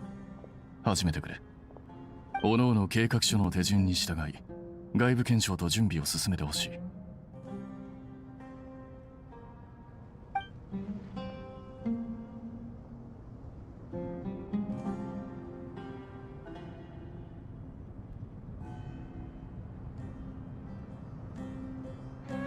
若者たちよ、ごきげんよう。生きてる時の王だ。失礼な。生きてるとはどういうことだ？我が輩はもともと生きているぞ。研究を始めてもいいとおっしゃいましたよね。まさかまだ何かご懸念が？法案には目を通した。この偉大な端末にあれこれ手を加えるようだが、随分と自信があるのだな。自信があるというわけでもないのですが、一刻を争う今、ただ死を待つよりかは僕たちにできることをやるべきだと思うのです。お前たちは優れた学者だと聞いたが、 R とアーカー社に深い関係があることは知っているか？ R とアーカー社の…アーカー社、教令員が有する最高峰の技術の結晶ではないのですか？人々が知識を得るのを助けるために、はるか昔に宗神様が作られたものですよね。お前たちも知らないのか？君が説明してくれ。あの説明書読んだんだろ？説明書？アーカー社に説明書があるのか？宗神様は随分と親切で気が利くのだな。前に知恵の殿堂の一番隅にある本棚に並べてあったな。あまり読まれた形跡はなかったが、あれに書かれていたことが事実なら、アーカー社システムは R から着想を得たらしい。ですが R 自体に関する記録はほとんどないんですよ。砂漠の学術調査で得られた成果も基本的には無関係なものばかりですし。知らなくても無理はない。砂漠の物語はたくさん聞いているだろう。しかし同時に歴史にとって最も重要なものは何か。陰謀派の者はいるか？答えてみろ。はい、陰の派です。真実性でしょうか。正解だ。そして真実性の大部分は事象が発生した順序によって決まる。まあこれくらいなら教えてやろう。太古の昔、家臣ナブマリカッタがスメールに降臨した。彼女は天空の栄光をまとってこの地に活気とオアシス、そして知識をもたらしたのだ。それだけでなく偉大なる女主人は人人を創造し啓示を与え自らに服従させた。そして同様にこの知恵に満ちた地を歩んでいた二柱の魔人と大樹の下で出会う。それが最初で最も偉大なる同盟となったのだ。時間と命を超越したこの三王の盟約を語るときは最大限の敬意を払わなければならない。神々は知恵はスメールで共有されるべきものであると約束したのだ。スメールを変える存在があるとすれば、それは家臣様と深く関わっているはず。彼女は親王のために天空の島の秘密を覗くことさえ厭わず、それゆえに怒りの炎に焼かれ灰と化したのだ。家臣様の死を嘆き悲しんだ親王は政務も手につかなくなり、彼女が持ち帰った知識に没頭した。天上の浮島からもたらされた技術が親王による R の構想を支えたのだ。つまりアーカーシャは R から生まれ、その R の根源は天空の島の技術にある。ならアーカーシャと R の技術には本質的に共通点があり、それぞれを接続する構想は確実に実現可能ということですね。まったく、お前は天空の技術に対する敬意をこれっぽっちも持ち合わせておらぬのか？敬意がないわけじゃないんです。余裕がないだけなんです。僕たちに残された時間はあとわずかなんですよ。不満なら君がやればいい。一日に5つもプランをひねり出さないといけない日々なんて経験したことありませんよね。経験しない方がいいですよ。そうですよ。そもそも時の王ご自身が参加するつもりなんてありませんよね。ただ解説というか経験談を語りに来ただけでしょうか。もちろん我が輩はそんな面倒ごとなぞまっぴらごめんだ。ですが R がそこまですごいものなら、なぜキング・デシェレト様はそれをもっと有効活用しなかったのでしょうか。それは R が完成しなかったからだ。親王の渇望虚しく、その完成を見届けることは叶わなかった。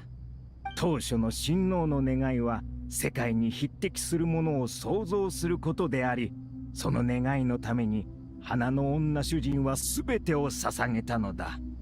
彼が望めば彼女は授ける。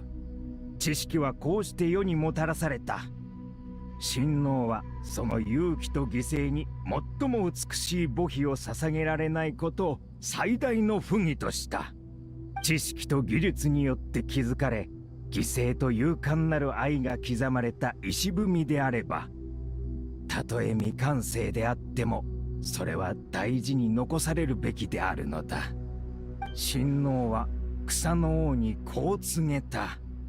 我らは永遠の盟約を交わしている。故に我が汝の敵となることは決してない。つまり汝はこの天上より賜りし知恵の果実を飲み込むまでもない。我の力は知恵の敵となり得るほど強大だ。しかし汝と彼女は我に多くを教え、良き心を与えた。その恩に報いるため、我も汝らを丁重に扱おう。結局 R は魂の一部を蓄えるために使われただけであった。それは王の心に秘められた理想の雛形でしかない。王が R に抱いた究極の望みは、全て落としてでも彼女が生きていた過去へと戻ることだったのだ。つまりアフマルは強大な力と先見の明を持っていたが、家臣と送信への情ゆえに多くの横暴な行いをやめたと言いたいのか。彼が踏みとどまったのは優しさとも言えるが、魔人の情による束縛とも言える。そもそも三王の盟約の根幹が情に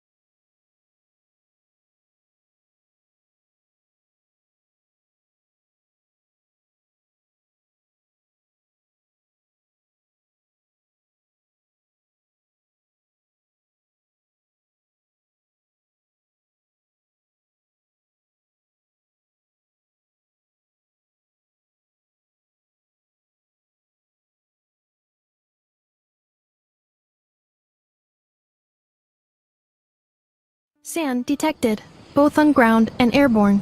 Response: tighten outer layer of clothing. If sand gets inside, it could pose a major inconvenience during future repairs.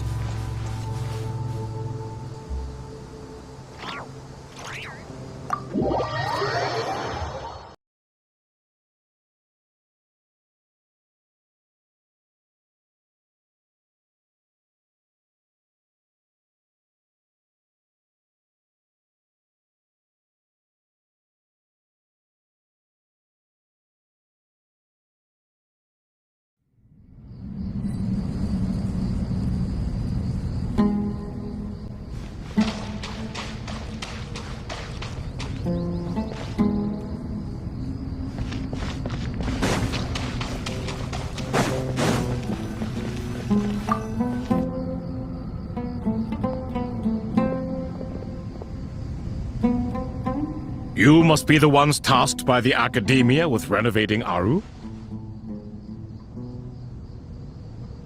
That's right. Good afternoon. I'm Kaveh, and these two are Termezi and Naisaburi. Hey, I'll hate them! Come and introduce yourself! We've met before. This is Thoth, the Ibis King, and everyone knows these two. Afternoon, gentlemen. I've only ever seen these two in murals!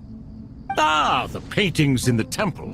They show us chatting, playing cards, playing chess. Precisely the activities we most enjoy, funnily enough. No, only you enjoy playing chess. We were just humoring you. I wouldn't go that far. Back to the matter at hand. A preliminary assessment by the Academia indicates that this project requires expertise in various disciplines, including the deciphering of ancient texts, mechanical engineering, the restoration of ancient ruins, and elemental theory. The most capable minds in their respective fields are here before you.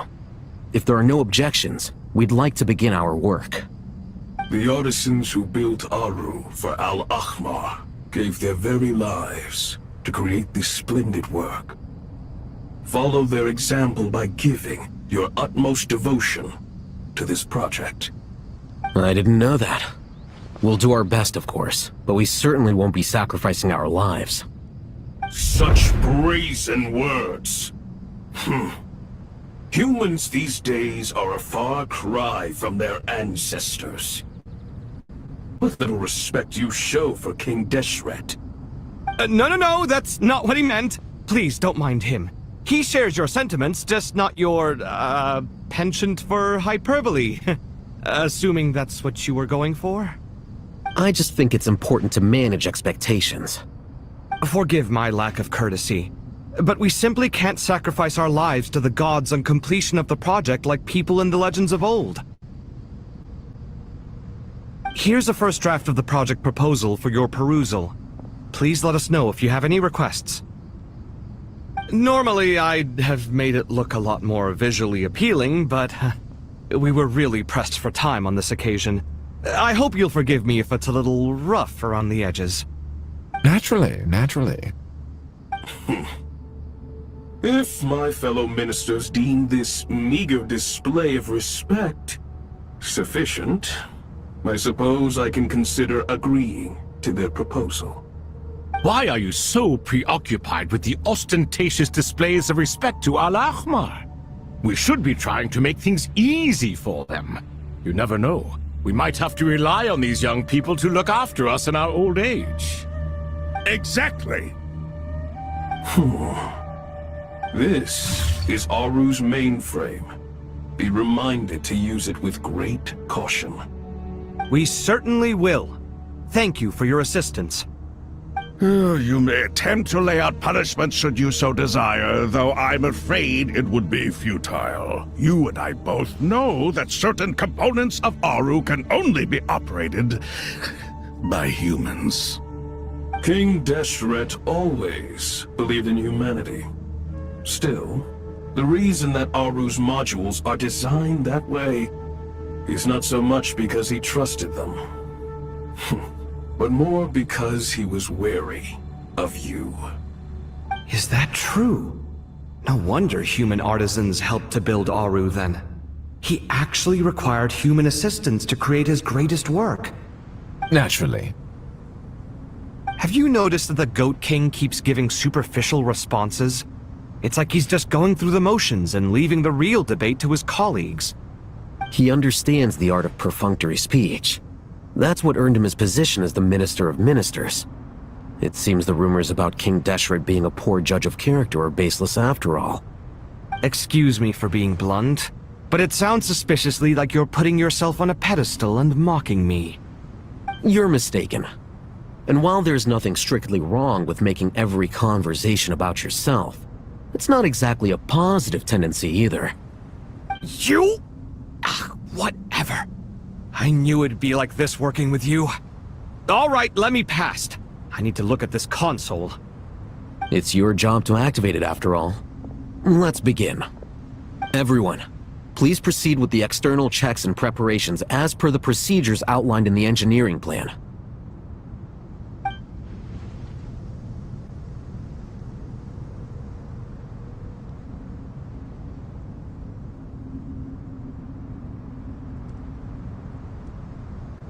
Hello there, youngsters. Whoa, the Ibis King came to life! What do you mean, came to life? I've been alive the whole time! You did say we could start our research, right? Are you having second thoughts now? I've reviewed the proposal. The work you're planning to carry out on this grand device is ambitious in its scope. You have ample confidence in your abilities, I take it? I wouldn't say I'm feeling hugely confident, but given how bad things are, I'd rather at least try something than sit around waiting to die. You are the top scholars of your day. I trust you are aware that there are countless links between Aru and the Akasha? Aru and the Akasha? But... I thought the Akasha was the Academia's greatest technological accomplishment, created years ago by the Dendro Archon to help her people access knowledge. And you too? Do you not know either? You've read the instruction manual, right? You tell them. An instruction manual? The Akasha has an instruction manual? The Dendro Archon is a kind and thoughtful god indeed. It used to sit on a shelf in the corner at the House of Dana. Not the most popular read. If the manual is to be believed, Aru was in fact the original inspiration for the Akasha system. What?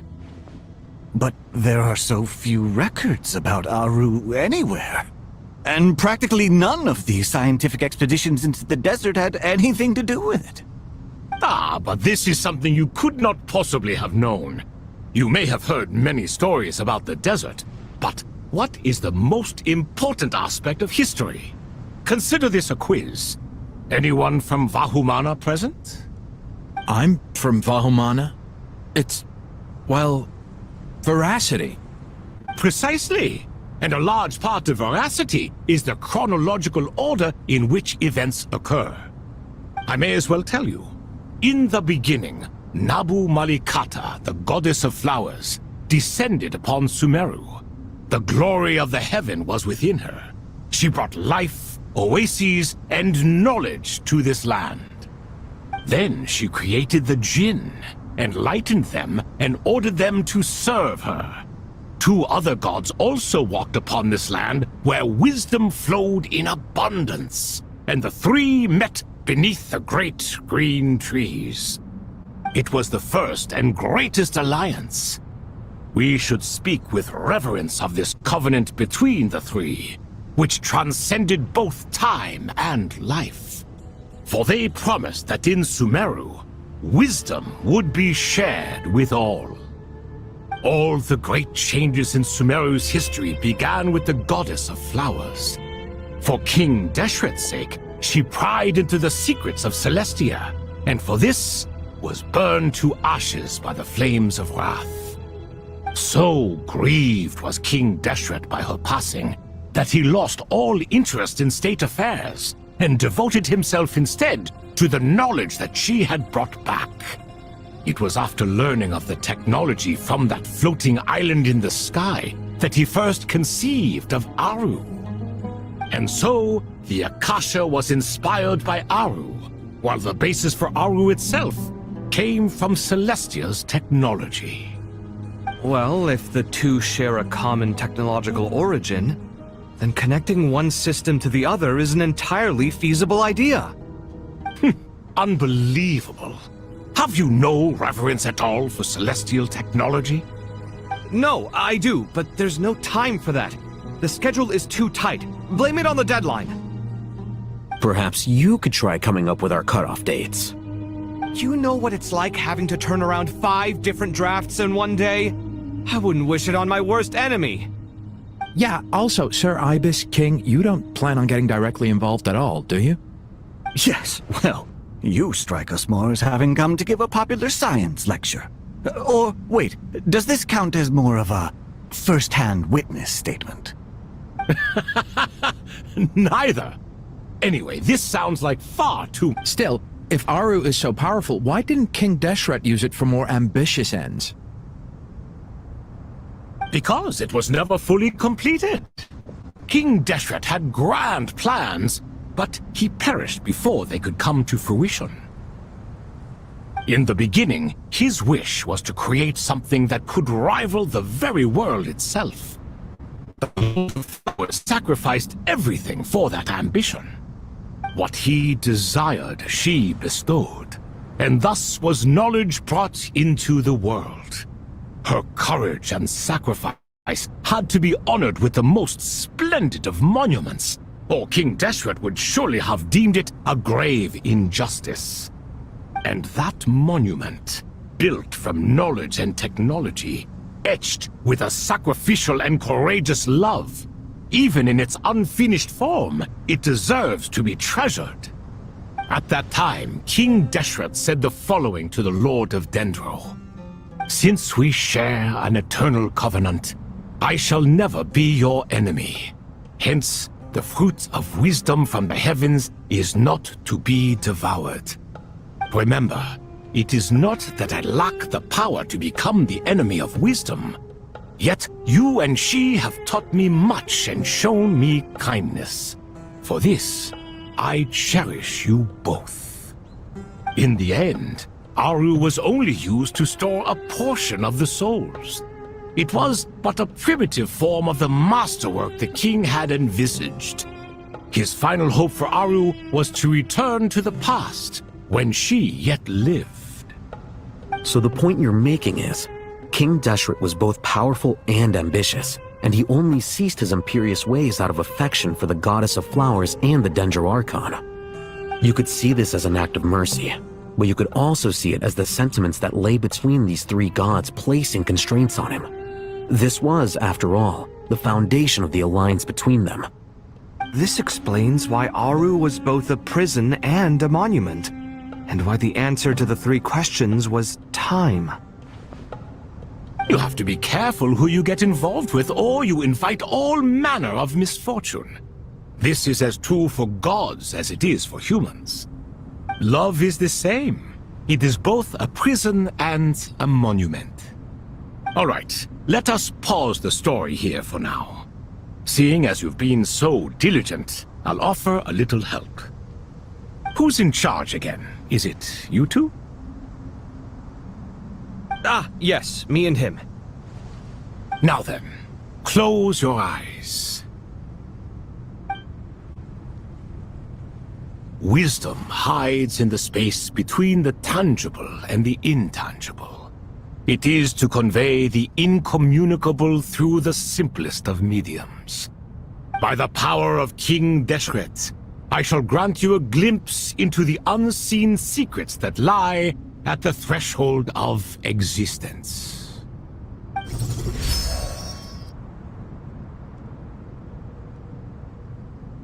Where did this come from? Is it a new mechanism? It looks more like some form of externalized information. You've rendered it visible? Just as the Akasha allows you to access a greater range of knowledge, the power of our king permits one to perceive ingenuities that do not belong to this world. This is no ordinary mechanism. It reflects the internal structure of Aru. Whether you choose to increase or decrease, keep or discard. Come, use these to achieve the outcome you desire. Looks mechanical to me. Better let me handle it, just in case. But wait, how do I get up there? Turn around. So that's where the elevator is!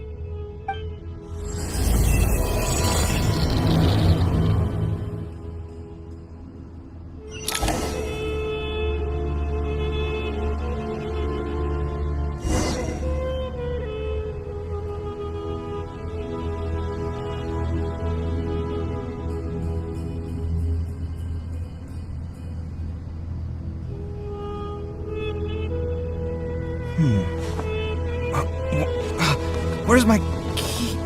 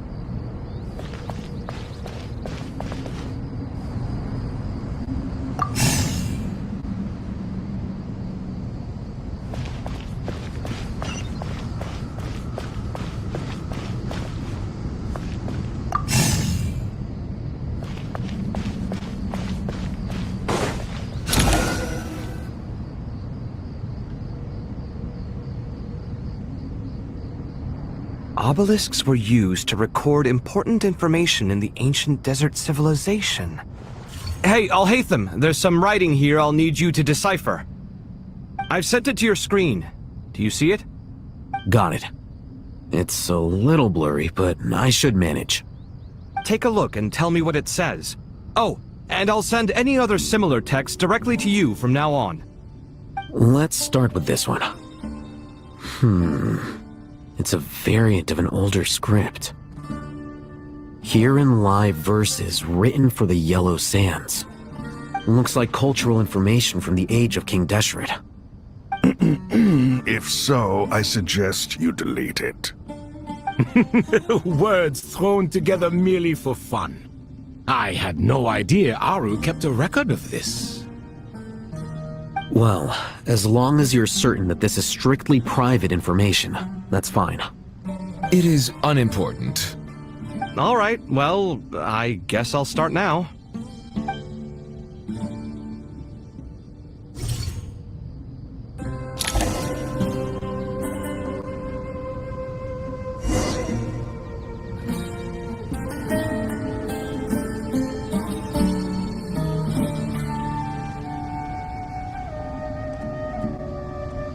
It's good to get out and stretch your legs once in a while.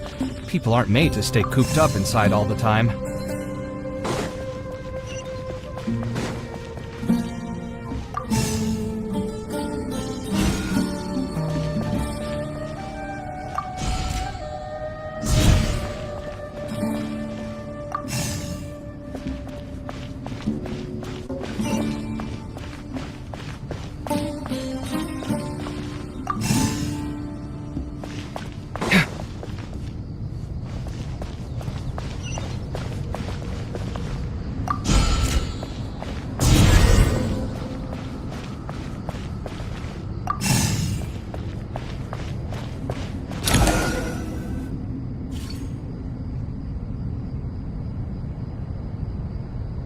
Found some more. Sending them over to you now. These are all reports about the Gurubad conflict. Can we delete them? I'd say so. Most of this information has already been archived anyway. What if there are details in there that Vahumana missed? What are we supposed to do if they come after us in the future? They'll just have to live with it. If we don't resolve these issues now, there won't even be an academia in the future, let alone a Vahumana Darshan. Yeah, you're right. Okay, done. There's some other similar monuments nearby. I'll check them out.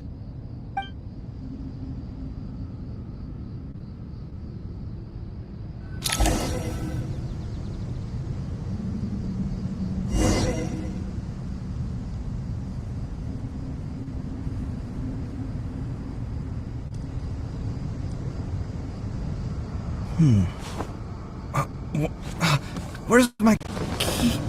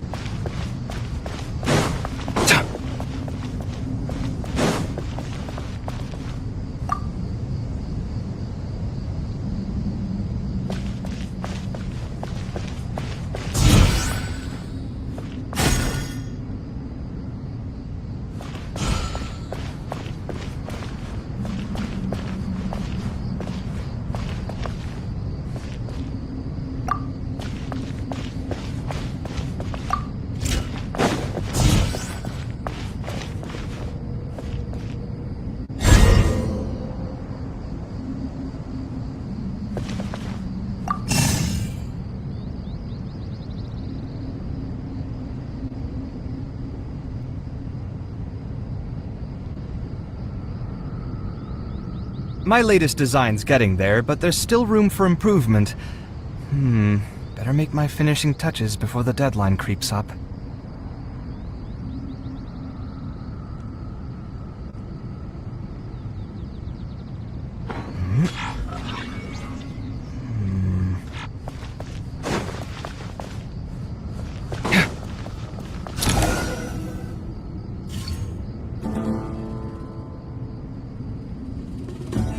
Another monument! Hold on.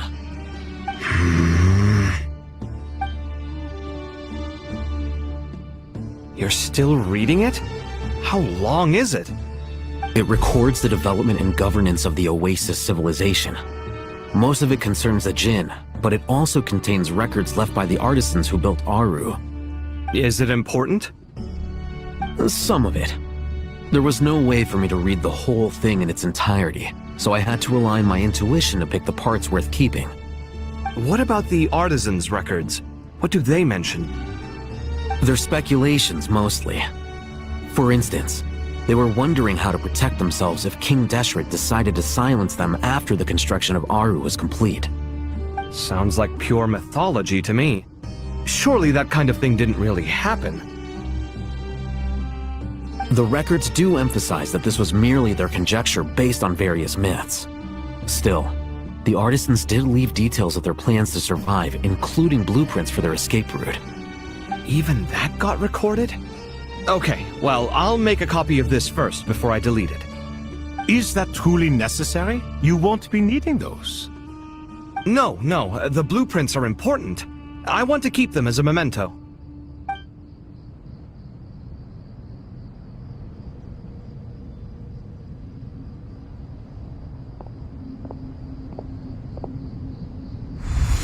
I think that should just about do it. It meets the requirements of the contingency plans, so we should be good. I gotta say, It's the strangest feeling, this cross between reality and the intangible.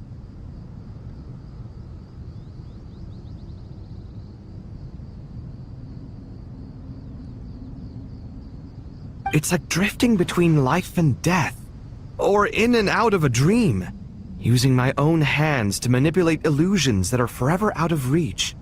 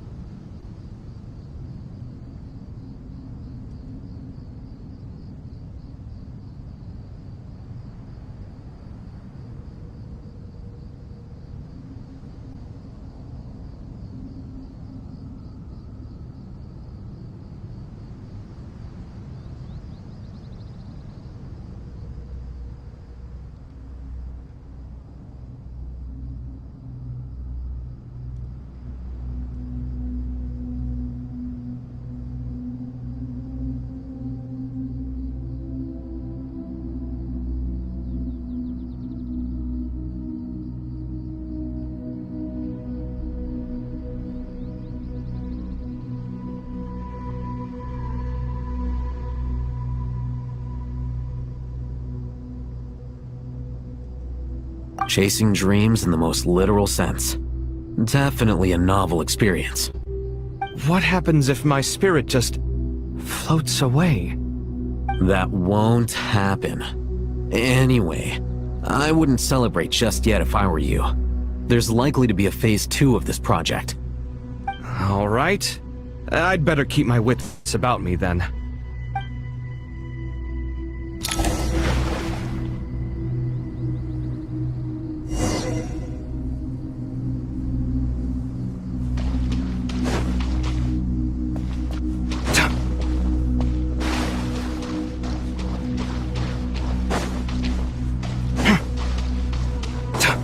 Scanning.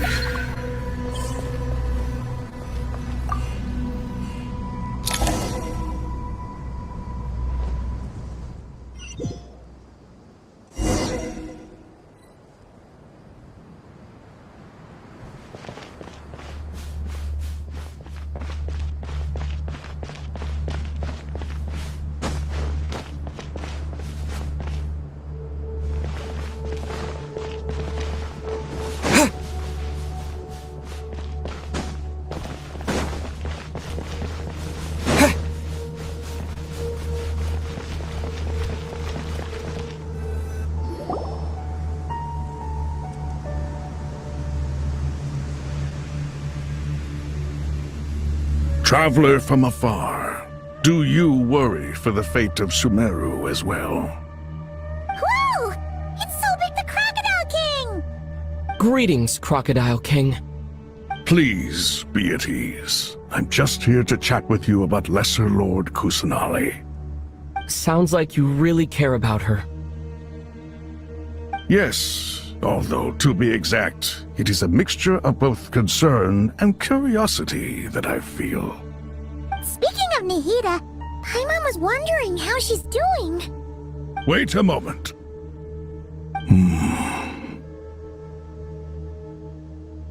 What is it?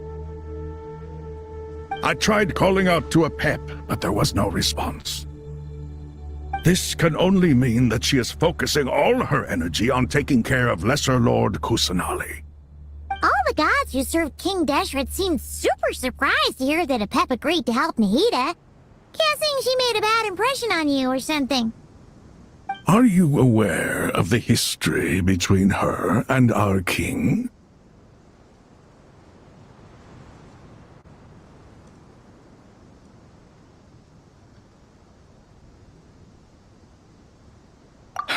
Then you are learned indeed.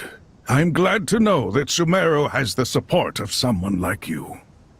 At the end of his life, King Deshret tricked the Dendro Dragon into swallowing him whole, leaving her to bear the torment of his sins. The Dendro Dragon despised King Deshret, yet he outwitted her. Rather than bringing disaster to the land, he chose to deceive her and thereby ensure his annihilation. an act that surely displays his love for humanity. The Dendro Dragon stands for the glory of a bygone era. She hated Al-Ahmar and what he represented. All the gods, all the power they wielded. And so, her willingness to help the Dendro Archon through this crisis comes as a great surprise indeed. It makes one wonder whether, perhaps, the Dendro Archon assisted her in the past. Yep, Nahida did her a huge favor.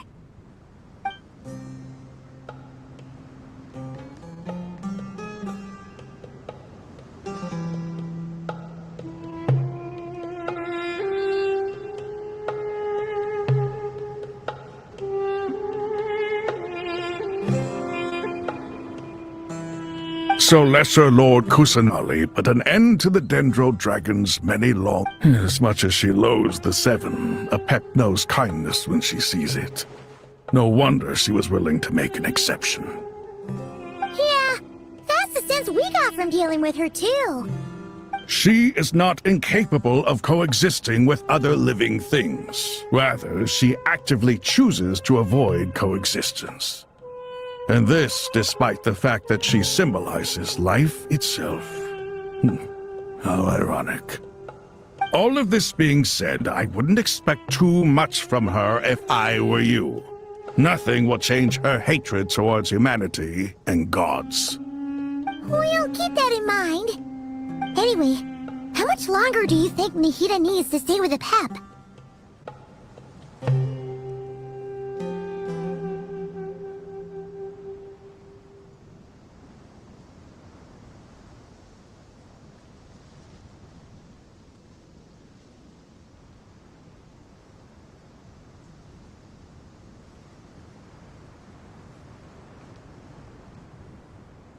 For all we know, the Fatui might still be in the desert. Just to be on the safe side, why don't we grab anyone who isn't busy right now and go look for her? I'm alright, Paimon. Huh? Was that Nahida's voice? It seems the treatment was effective. Since when do my deeds require your evaluation?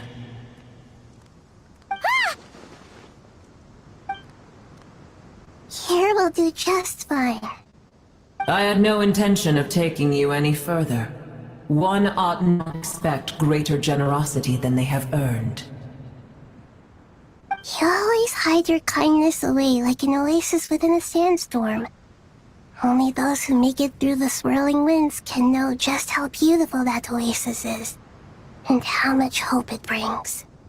You dare appraise my being? No, I'm expressing my gratitude.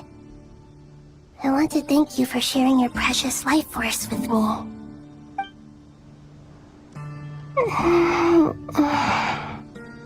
Awake already?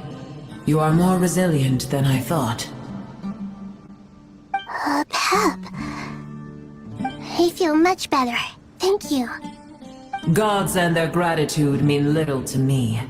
I would rather you give me your assurance that the situation with Irminsul and Sumeru's ley lines will be competently managed. If I suffer any ill effects from the ley lines, you, as the god of this land, will be held responsible. And you...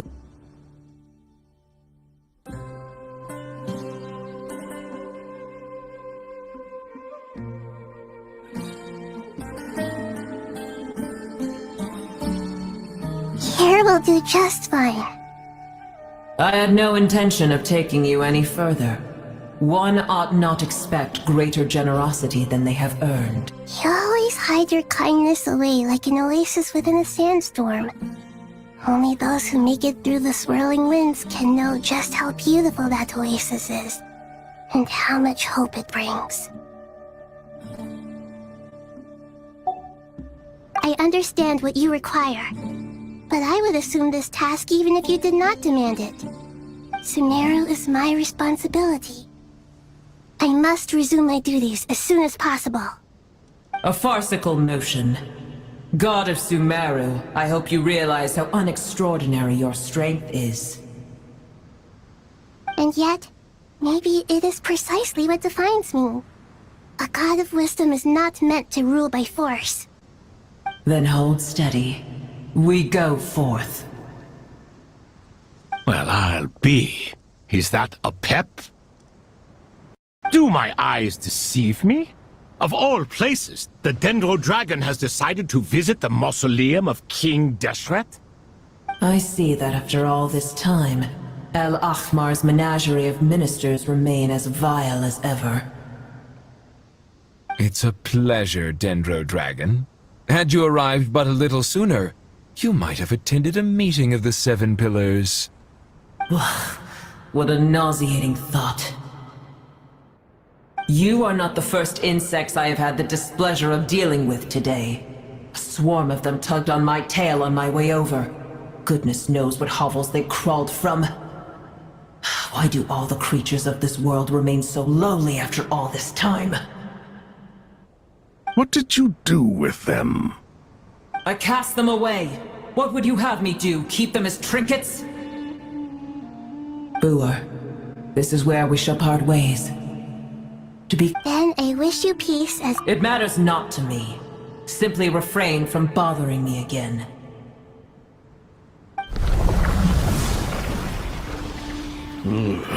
A force to be reckoned with. At times like this, I feel glad that she has no interest in any of this. hold on, just hold on, okay? We're almost there. We made it! Huh? Wait, that voice! It's...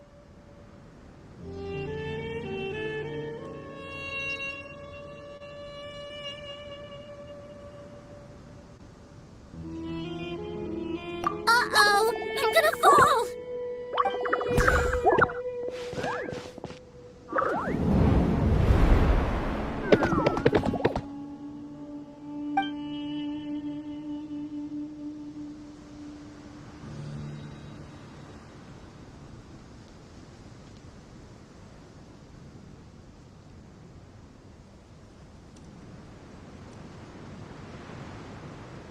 Well, that's a relief.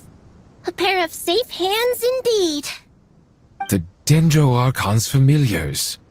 They are the last thing I expected to see here. Huh? Wait, what are the R&R doing here? Don't you guys hate the desert? Obviously I was worried about the Dendro Archon. I've been supporting them with my Pari powers the whole way here. Oh, you seem pretty nervous. Is it because there are too many people around? Not just people. It's all these non-human beings, too. It's hard on them. I can't believe you made such a long and dangerous journey just for my sake. I appreciate your support so much. Thank you all. I'll have to ask everyone to wait while I help our new arrival settle in. Once I'm done, I'll gather everyone to discuss our next steps. Traveler, Paimon, shall we find a place for our friends to stay?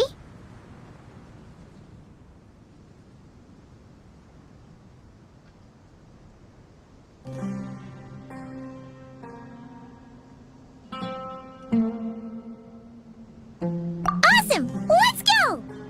Well, first I have some questions.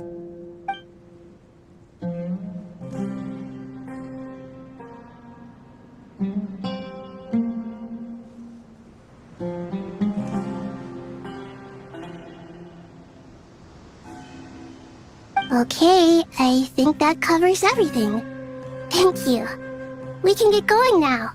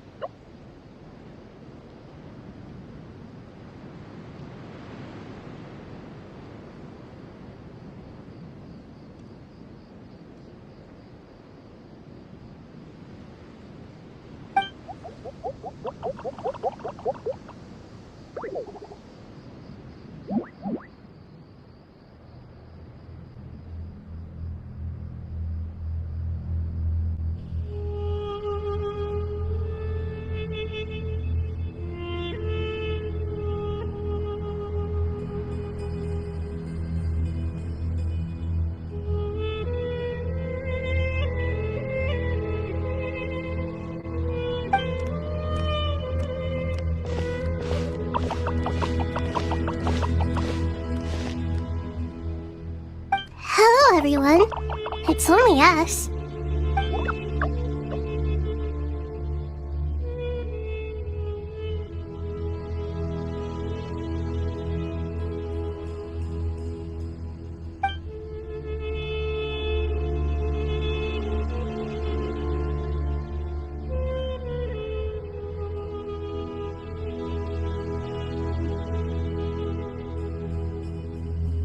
It must be very tough for you coming all the way out here, especially since you don't like the Voluka.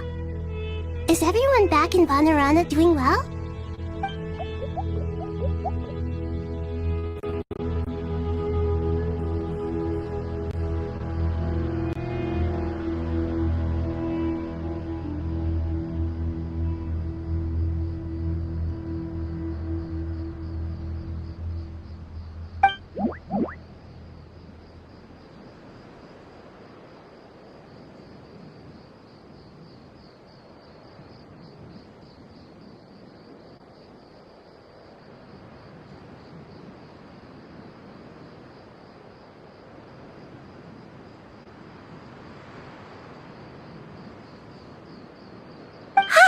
Everyone's here.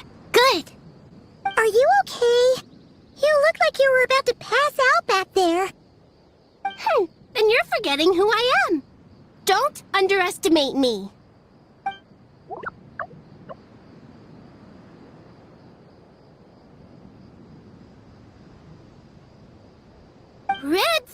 Oh, excuse me! Are you comparing me to Paimon?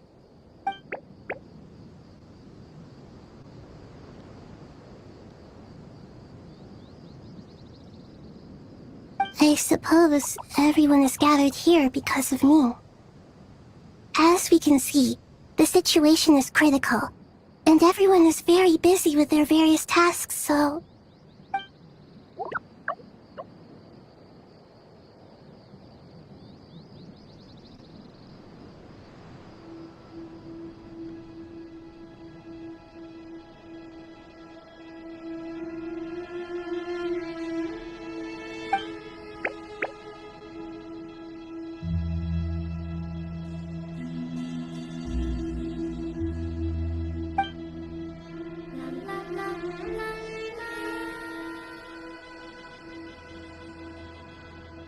I can't thank you enough. Right now, we're focused on restructuring Aru, processing excess information, and helping restore everyone's confidence. I'm sure you'll find it all very straightforward. I can help too! Just let me know where I'm needed.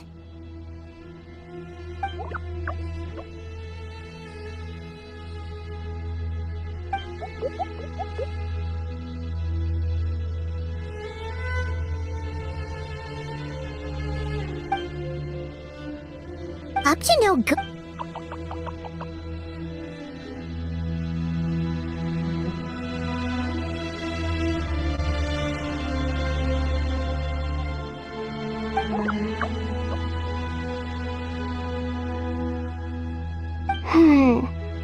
That definitely sounds suspicious.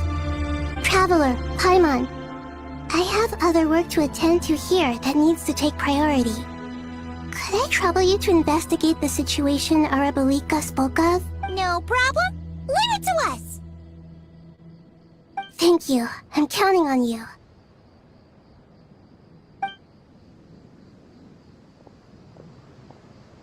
There's one other thing. If you are to work alongside the people of Sumeru, you will need to make yourselves visible to them. Is that acceptable to everyone?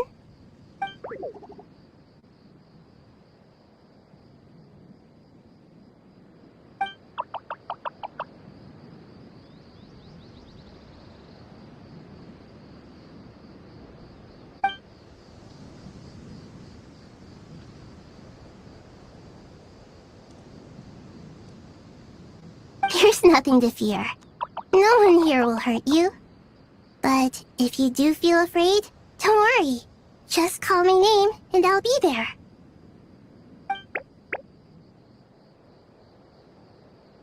Very well. Now, I shall bestow a small blessing upon you all.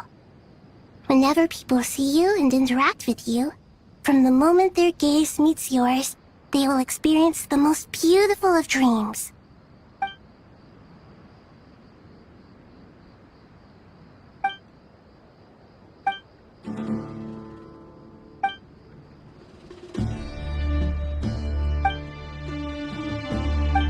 Do not fear. We will face it together. This...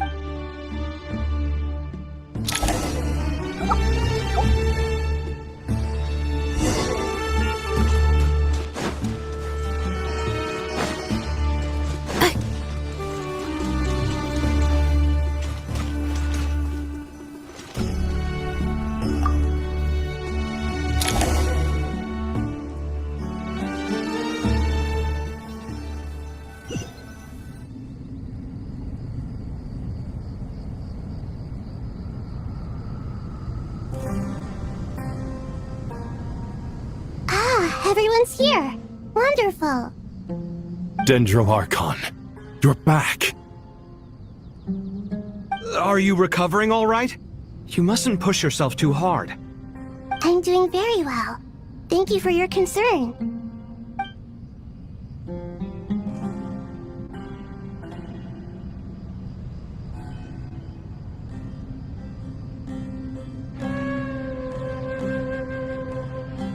I see. I regret to be the bearer of bad news, but with the state that Irminsul is currently in, it's impossible to access via traditional means. Even the Akasha won't change that. Alas, we had feared this may be the case. And what about non-traditional means? Non-traditional means? Are you saying... Desperate times call for new measures.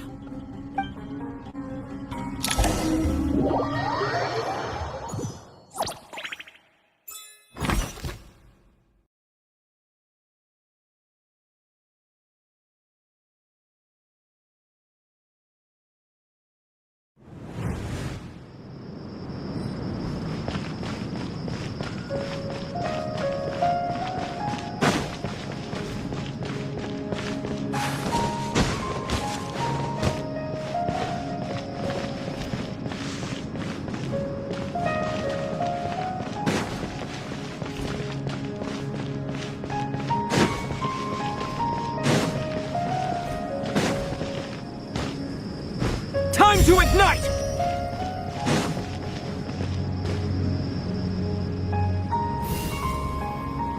Hey! We're here! Ah, it's you. Is there a situation?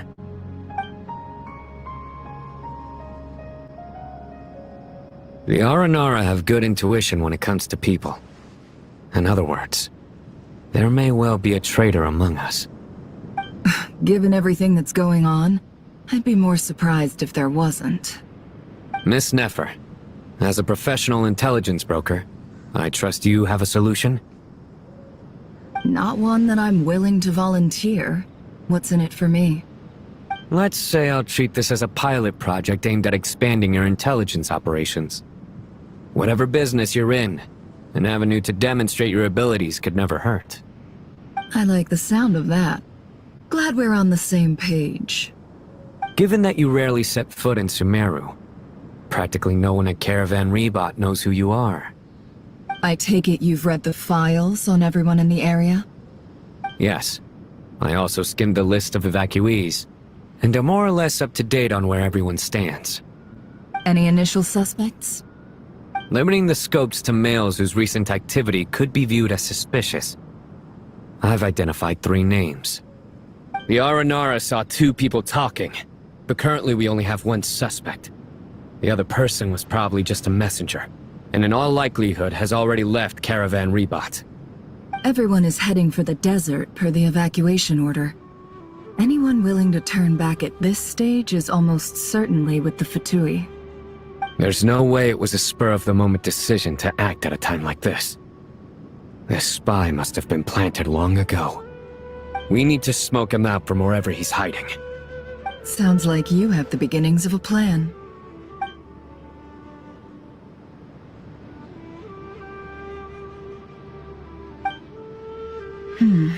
see. Your suspicions are well founded. I'd be watching him too if I were you. So far, we still lack solid evidence that he's been bribed. He hasn't made any recent purchases that would indicate he came into some cash. Then let's get closer to him to confirm before we make our move. I can handle it. I'm not based in Sumeru, so barely anyone at Caravan Rebot knows who I am. And you're certain you've never encountered this person in Nodcry? I'm certain. Besides, it's extremely rare for me to have had any direct contact with Sumeru mercenaries besides Jet. There's no way he could have seen my face before. Sino, stay out of sight and wait for my signal. If he raises any red flags, I'll bring him toward the main road. Understood. I'll take it from there. Excellent. Well, it's a pleasure working with you.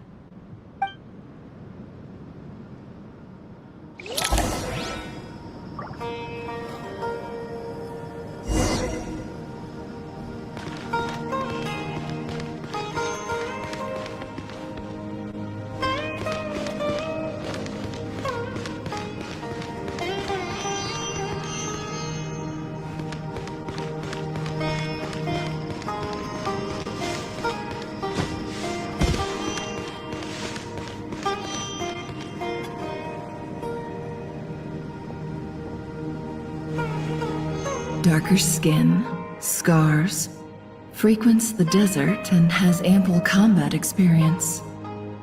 Nothing unusual about how he dresses or acts. What's that he's looking at? A coin. Interesting. Could that be how his contact paid him? Conveniently discreet for someone trying to hide any unexplained income. And yet it could be highly valuable. Sorry to bother you. Has everyone here already left? I don't suppose you happen to see a lady wearing a hat? Ma'am? What are you doing in Caravan Rebot all by yourself? The main group evacuated some time ago. Didn't you pass them on the road? My friend and I lost some of our cargo along the way.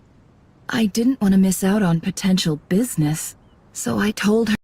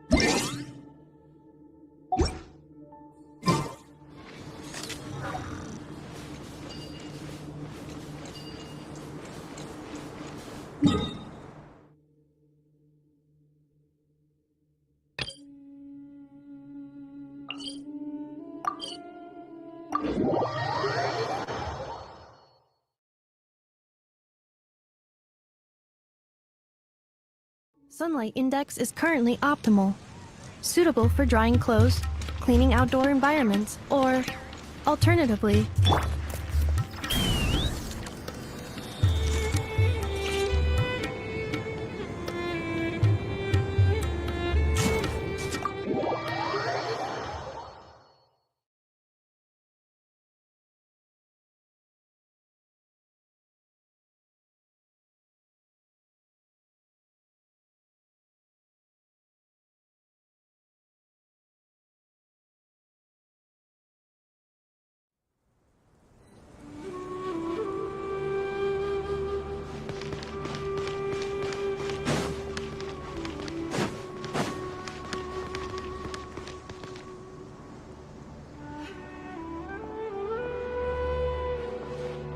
Darker skin, scars, nothing unusual about how he dresses or acts.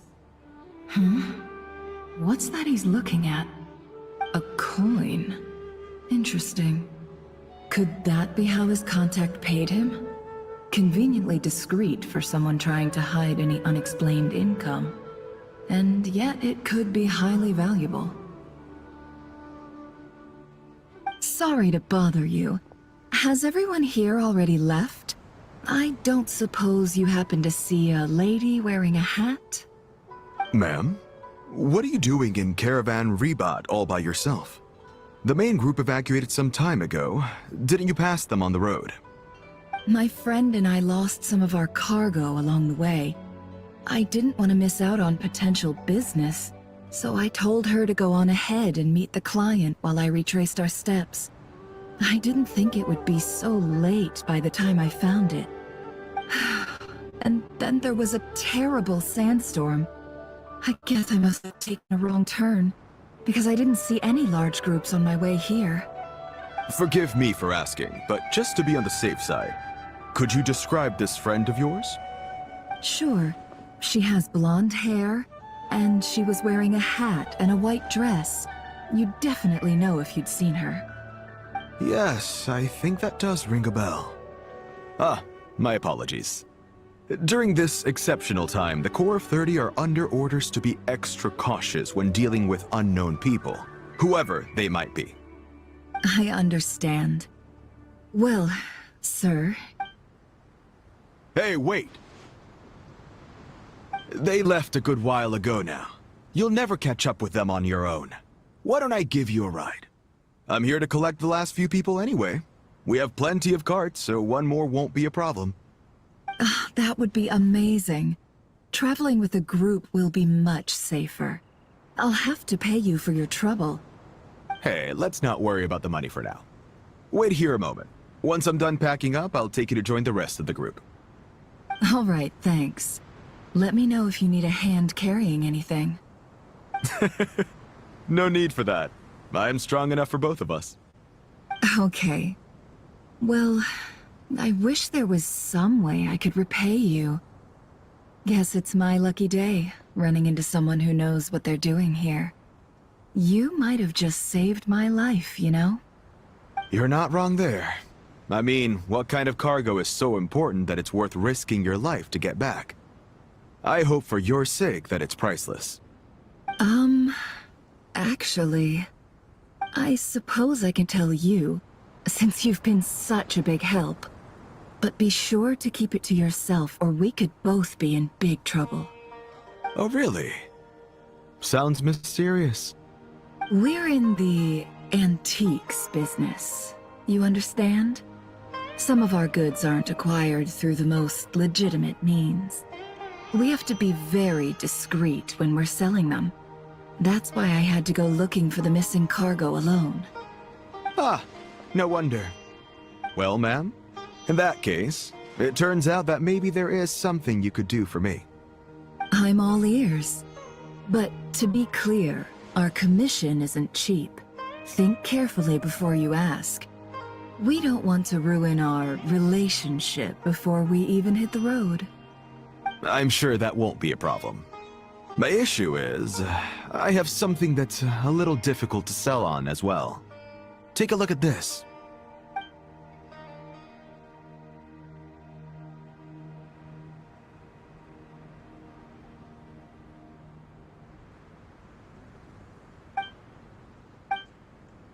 Pure gold.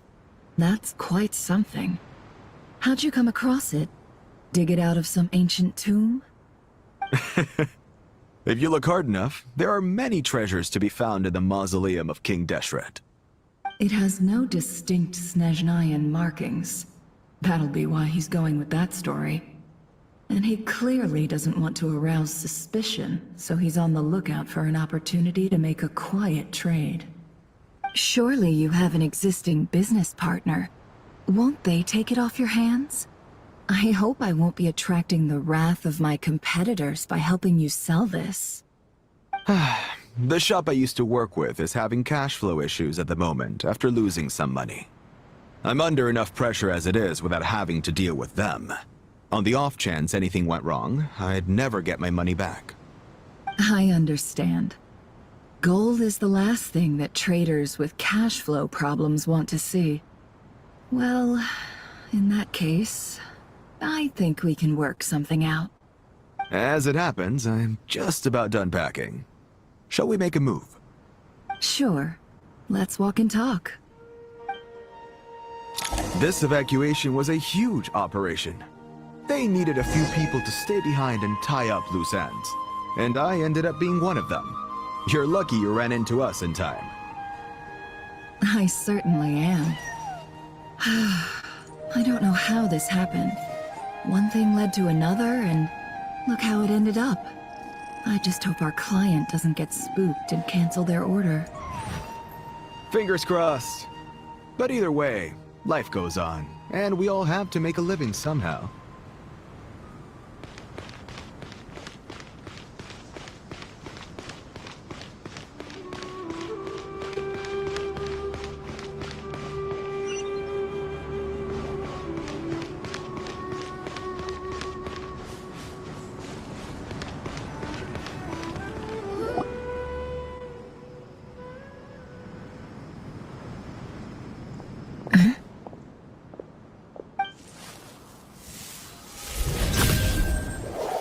Hands where I can see them. General Mahamatra! No, wait! What are you doing?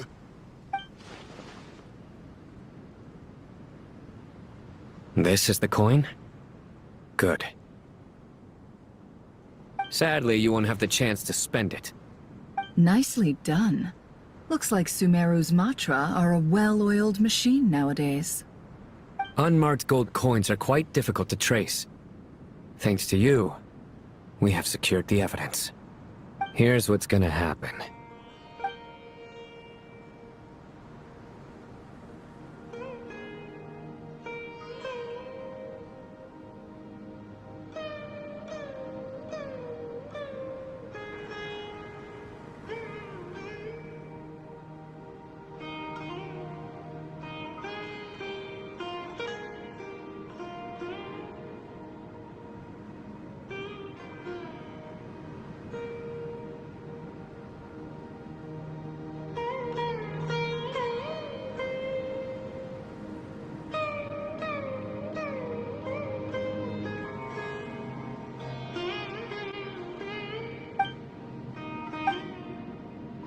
Southeast from here, leeward side of the hill. That— Great work. Candace tells me your interrogation skills are highly effective. Hers are quickly catching up. She's improved a lot in recent years. Looks like it's over to you for the next step. Because I'm quickest on my feet? Because you know how to trail a target. Plus, it'll be easier to monitor their activity from the air. Fine. I'll be quick. One more thing. The Traveler just brought a message from the Dendro Archon. Once you're done with this, we're to meet up at the mausoleum of King Deshret. Got it.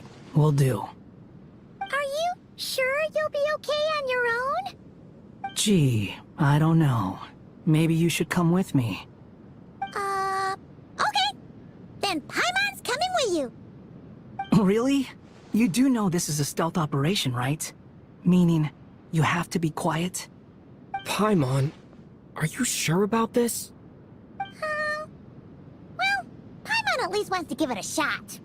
Like everyone says, if you never try, you'll never know. Besides, being the best guide in Tibet has to count for something. This should be a piece of cake. Fine. Join me if you want. But be warned. If anything goes wrong, I'll have to gag you and shove you into a bush. No need! Paimon will be super careful. Promise! Good. Then what are we waiting for? Let's go. Ah! Coming! Coming!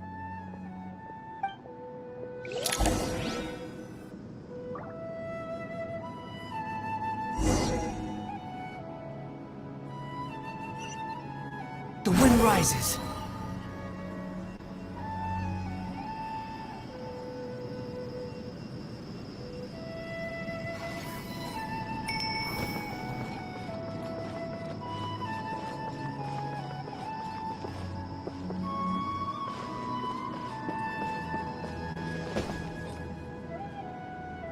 Behold!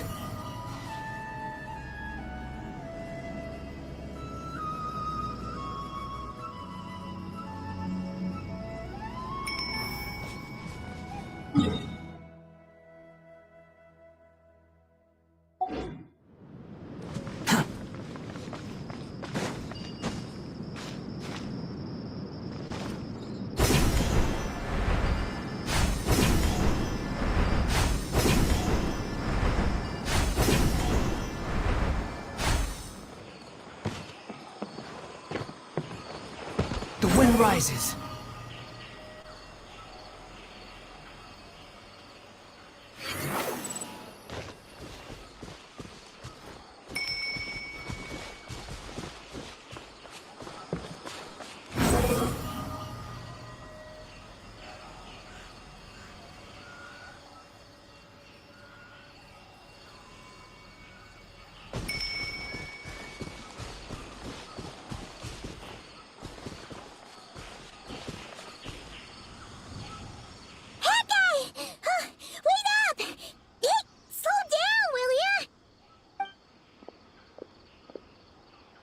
We're here. Now we wait. Okay, yeah, cool. Cool. What's on your mind, Paimon? Huh? Oh, nothing? I thought all you cared about besides being a guide was food and sleep. Why the sudden urge to go on a dangerous mission? What's that supposed to mean? Paimon's been on plenty of dangerous missions before. But never on your own. You hardly ever leave the traveler's side. Just saying. I'm kind of at loose ends right now. So if you did want to share, I suppose I'd have to listen. If not, suit yourself. Makes no difference to me.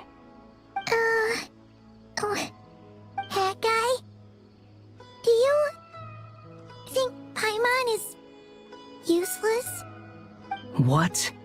Where's that coming from? When we were in Notcry, Paimon suddenly realized something. Even though Paimon's with the Traveler every single day, whenever we face real danger, she can't do anything to help. Paimon doesn't get like this very often. She just got really scared when the Traveler got kidnapped that time. What if he never came back? What would Paimon do then? And the more Paimon thought about it, the more useless she felt. But Paimon doesn't want to be a burden.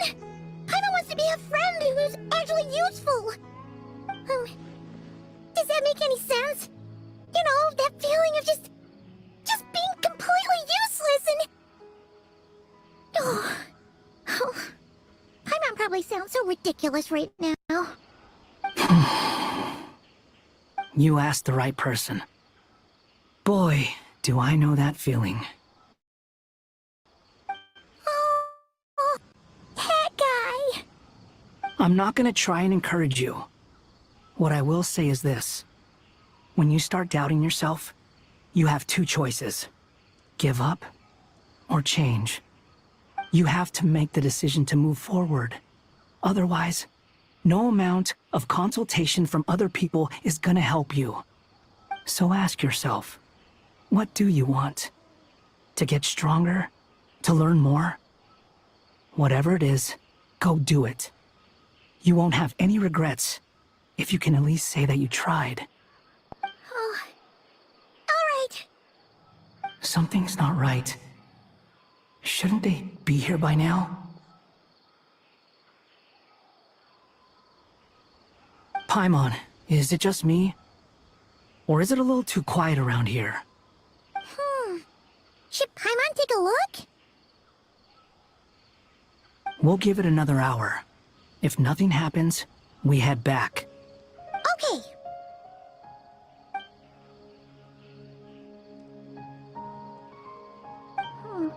How strange.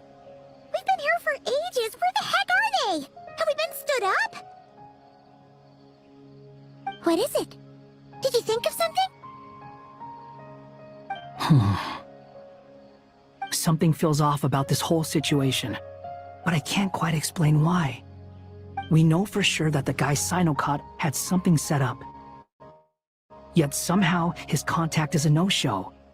So, either the handler got caught, or, more likely, they decided to cut our guy loose.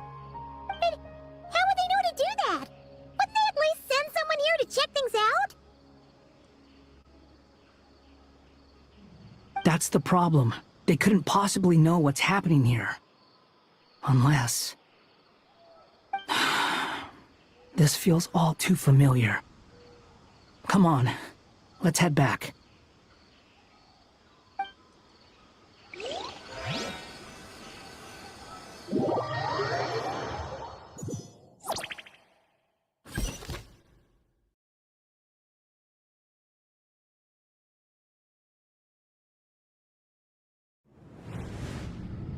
Even though this isn't a formal meeting, I'd still like to start by saying how grateful I am to each and every one of you. Thank you all for coming here and standing by our side. Shestapang and Bennu are currently assisting the scholars with the maintenance of Aru. Please forgive their absence. As for Hermanubis, may he rest in peace. We remember him with great fondness. There have been times when I imagined what it might be like to meet you all. Now that it's really happening, I feel quite emotional. Time has taken many things away, but that which remains is all the more resilient. I must say, there is one thing that rather surprises me. You appear to be in good spirits, Lesser Lord Kusanali. But even so, I can sense that the life force given to you by the Dendral Dragon has far from fully resolved the problem of your vitality. Oh no! So even a Pep's power didn't work? Don't worry, Paimon. It worked very well indeed. The issue is how closely I'm tied to Irminsul. Until the problem with it is resolved, there is no way I can fully recover. Sumeru has undergone tremendous changes during your absence.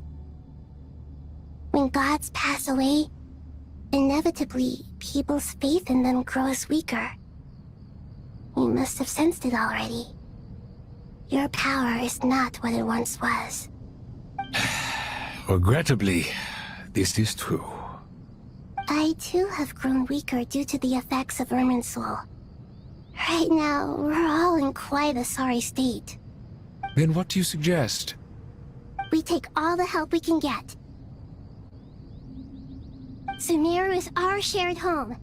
You and I, gods and humans alike. We must unite all our strength in this moment. Though Al-Ahmar is no longer with us, the alliance between the three gods remains in force. Regardless, as subjects of our king, we have a responsibility to support Sumeru through this catastrophe.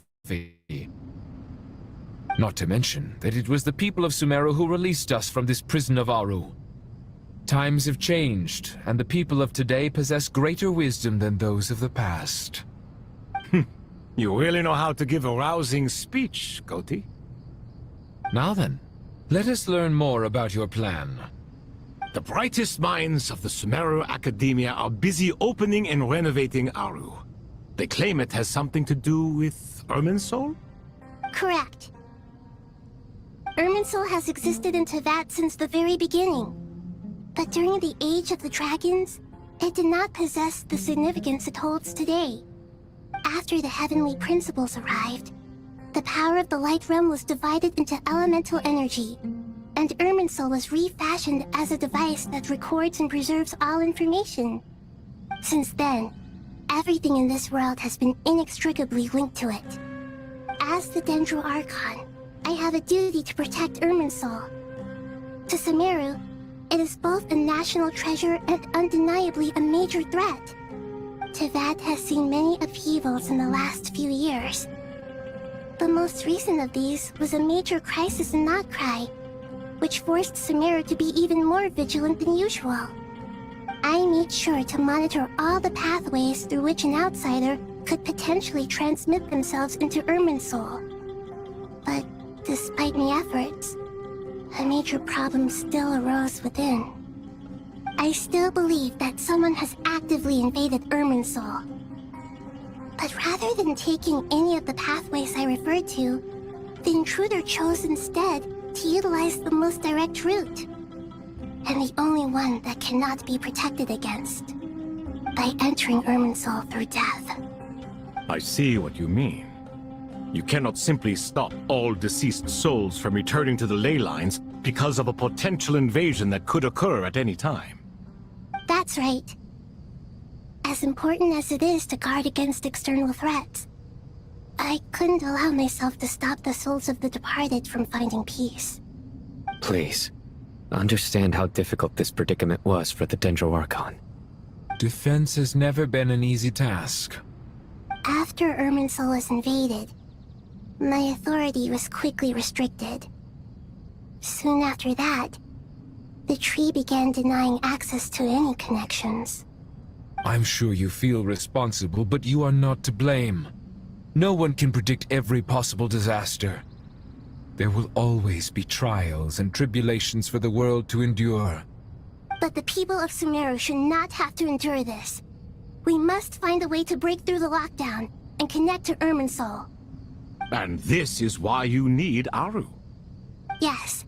The only thing in Sumeru capable of rivaling Irminsul in terms of overall function and performance is Al-Akhmar's legacy, Aru.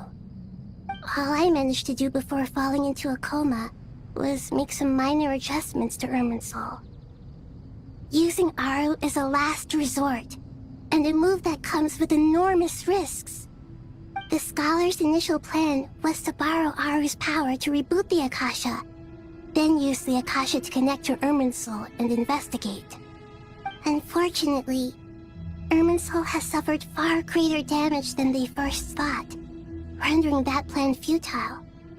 To rise to the challenge, we had to resort to more extreme and far costlier means. This has led to a number of new contingency plans. To reclaim Irminsul, our brightest scholars have made further modifications to Aru with multiple goals in mind. I thank you all for giving them your blessing in this endeavor. Human wisdom has clearly improved over the millennia. You have not only our support, but that of the Jinn, the Aranara, and the Pari. Together, we will do everything in our power to save Irminsul. By the way, when you spoke earlier of an intruder, it almost sounded as if you knew who you were dealing with and what they were capable of. Well, since you ask.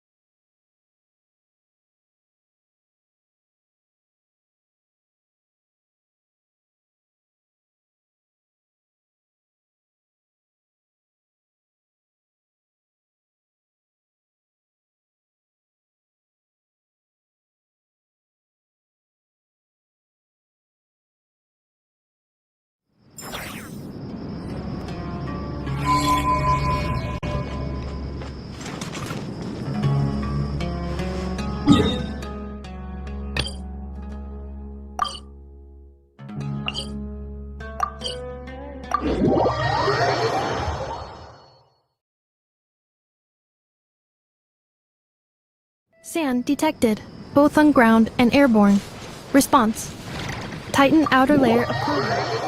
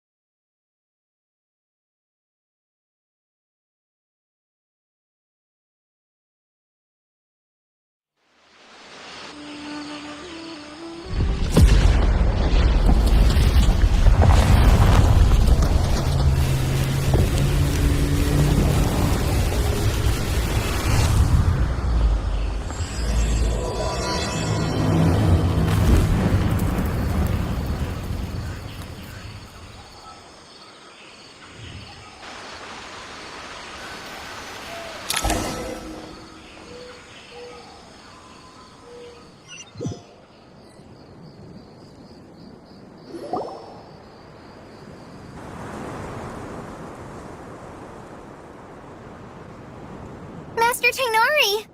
What is that? Is this Irminsul?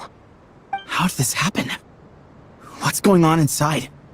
Luckily, we managed to evacuate everyone. What in the world was that? That was terrifying!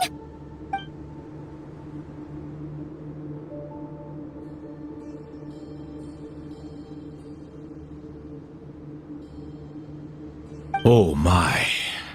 I understand now, Dendro Archon. You make yourself quite clear indeed.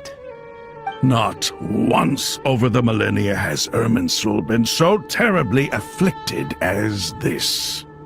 Please continue, Dendro Archon. Irminsul's root system is what comprises the ley lines. In the past, it has always been hidden away, going unseen by the general populace. But now, an evil intruder is making it reveal itself. It has become a tree of unbridled greed. A clear sign that a deranged experiment has advanced to a new stage. Blasphemy. From where I stand, an experiment in the name of blasphemy sounds rather improper. But, if we are to honor Dottore's will, this is what we must do. The birth of this tree proves to me beyond doubt that this incident is connected to him. But to explain the situation in full, there is someone I need to tell you about.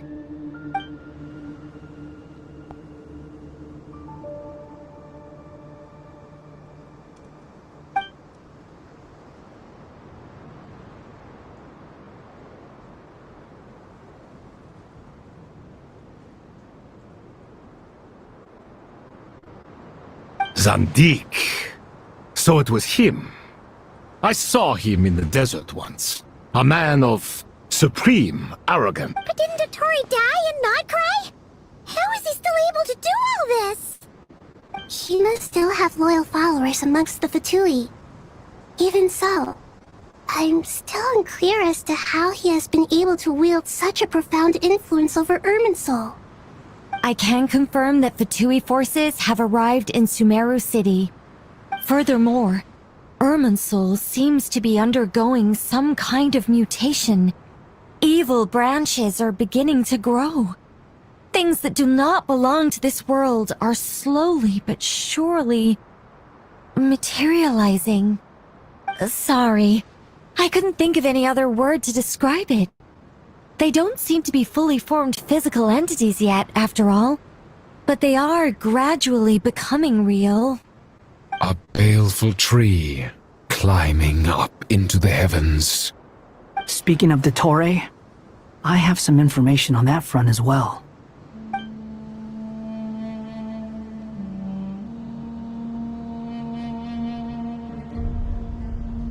I didn't think it was wise to state this out in the open. But my theory is, the mole wasn't cut off after he was caught. They wrote him off from the beginning. You mean, the Fatui never intended to follow through with him? Then why plant a mole at all? It's hardly a conventional strategy, and the rationale behind it is pretty twisted. But as it happens, I know someone who works exactly this way. And when it comes down to it, His goals are very simple. He just wants to confuse people, so they can't figure out what he's up to. He's been a collaborator of Dottore's from the outset. That fact alone confirms that Dottore is involved with this somehow.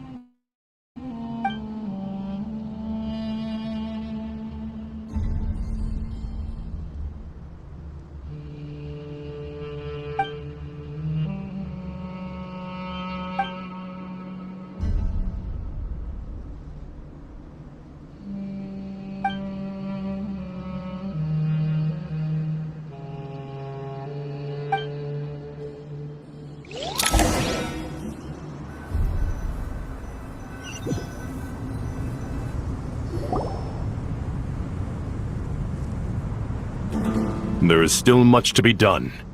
Everyone, please remember our core strategy. As per the discussions, the following groups must act immediately. Mr. Alhaitham and Mr. Kave, the next phase of the Aru renovation project must begin right away. Godspeed to you both. We'll give it everything we've got. The plan looks feasible, but the implementation will require certain resources. General Mahamatra Sino and his team will help to procure the materials required for modifying the terminal. No problem. I've already spoken with Sethos and Hat Guy, and they've agreed to assist me. This kind of thing is best left to the fleet-footed, right, Hat Guy? If it's efficiency you're after, we're the right people for the job. Following up on the elemental energy amplifier we discussed, Ms. Dory, I assume you're the one most familiar with the status of this project. Aside from the Dendro Archon, of course. Yep, that's right. Leave it to Lord Sangama Bay. Got it. Well, I'd like Madame Farazan, Kale, and Nicole to support Dory on the technical side. You can count on us. Will do. Rest assured, I'll take good care of Kale. Dia, Candace, and Nefer, you'll be in charge of negotiating between the various parties. I trust you remember our goal. You bet. We can handle it. Good. I believe that covers everything. Tainari will provide ad hoc support as needed, if that's okay. Poor Tainari. Must be tough being Nephis' student. Getting bossed around all day, every day. Hey, don't try and drive a wedge between us, you old rascal. All it says to me is that Master Nephis has faith in everyone's abilities. While I'm nominally here as backup, I doubt there will be many situations where my help is needed. Exactly. Finally, Traveler, you and I will head to the border between Sumeru and Natlan. Once that task is complete, I'll be asking some of you to accompany me to the Eternal Oasis. The Eternal Oasis? I thought that was just a legend. So it does exist after all. Regarding your trip to Natlan, under normal circumstances, a meeting between our two nations would be a far more formal affair. Unfortunately, Sumeru is all but completely cut off from the outside world at present. So regretfully, we won't be able to give the Pyro Archon Mawika the grand reception that she deserves. My apologies for the inconvenience. No point putting too much pressure on yourselves. That goes for everyone. Right. Especially you, Dendro Archon. I'm sure you're still feeling quite weak. Don't worry about me. The Dendro Dragon's life force will sustain me. Plus, we'll be there every step of the way. Nahida will be just fine. Yes, I believe in myself. And I believe in every one of you. Well, time to get going.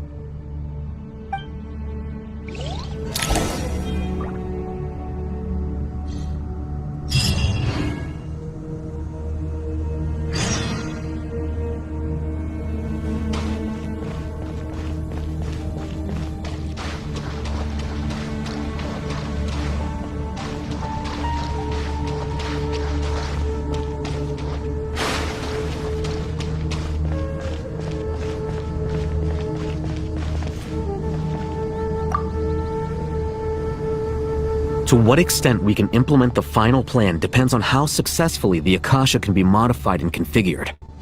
And to make sure the configuration works, Aru will also need some further optimization. Yeah, no surprises there. Once we roll this out, any Sumeru citizens who already have Akasha terminals can simply continue to use their existing devices. This still leaves us with a significant equipment shortage, though. Many groups of people were never issued Akasha terminals, including mercenaries, the desert folk, and many others.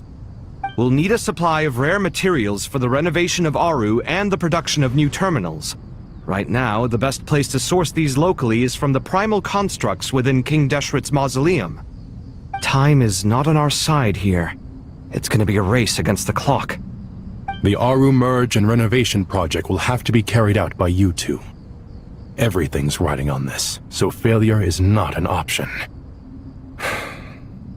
Best of luck to you both.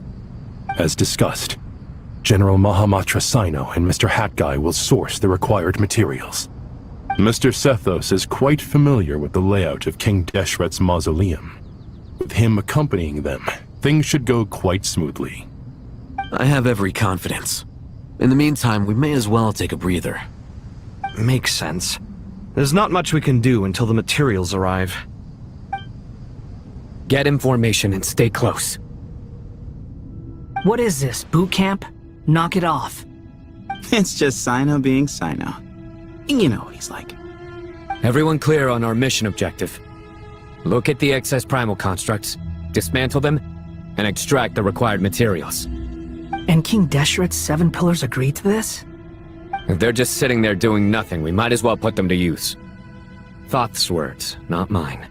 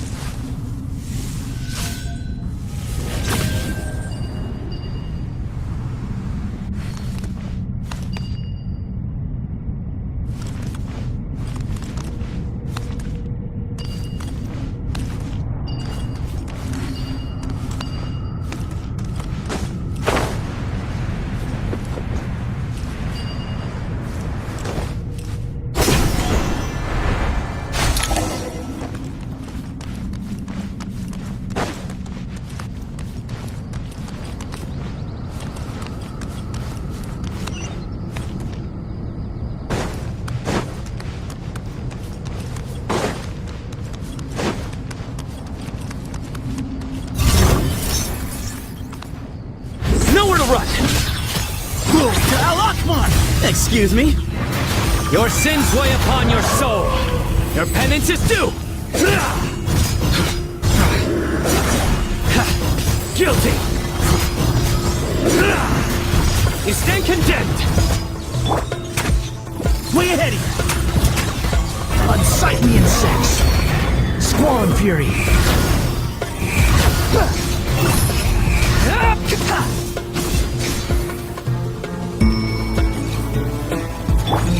Give me some space!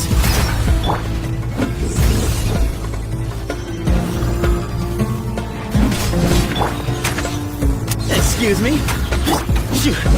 Surrender!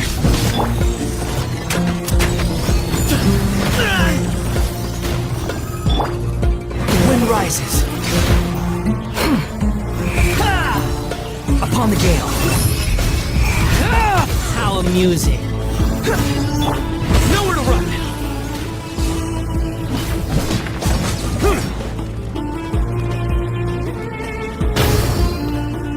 Surrender. Judgment is upon you. Your penance is due. You stand condemned.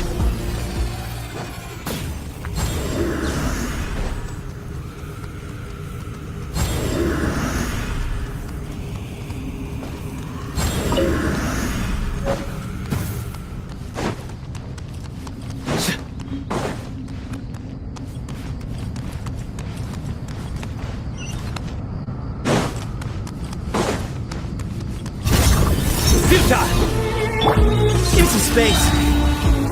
Move or be moved.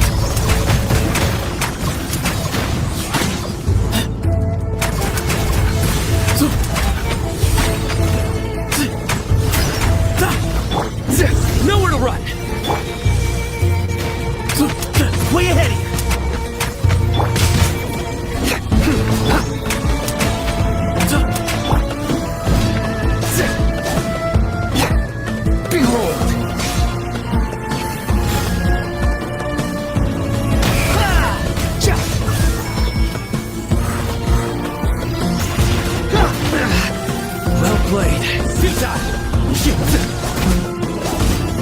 Wretched vermin! Squall fury!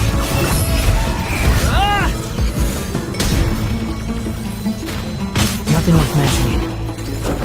Upon the gale. Nowhere to run! Give some space.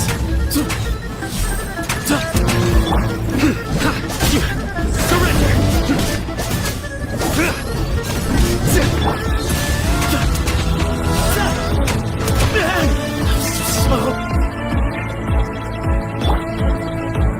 The wind rises.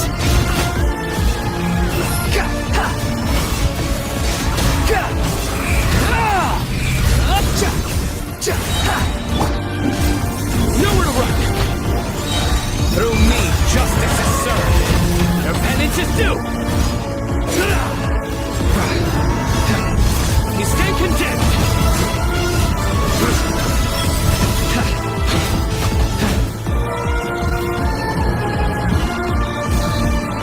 Cry louder. Squall and fury.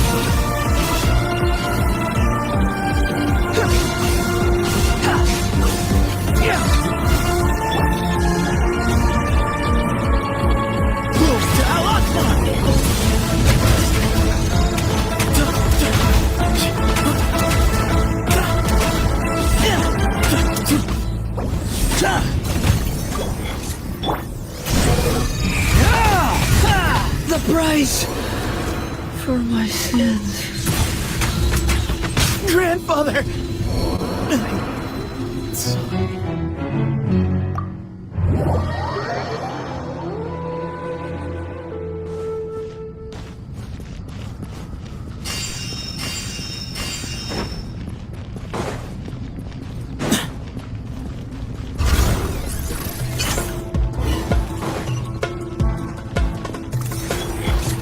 Give some space.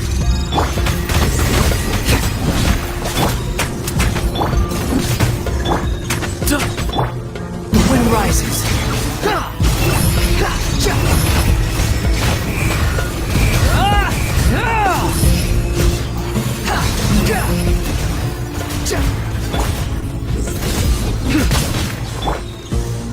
Excuse me.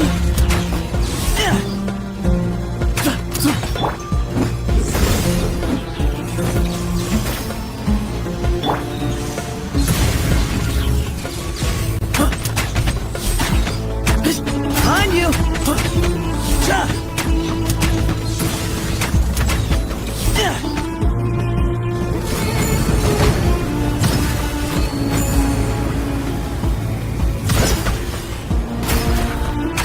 Way ahead of you!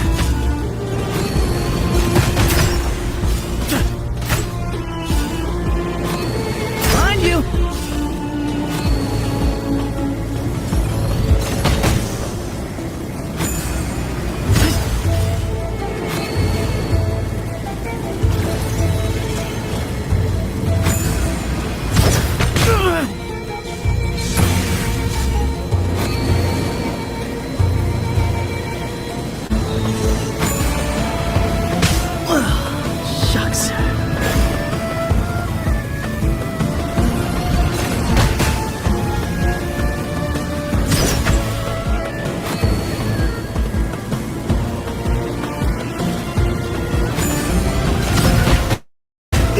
sunsets forever. These devices should still be usable even though they're broken down. Let's take them back for the others to review.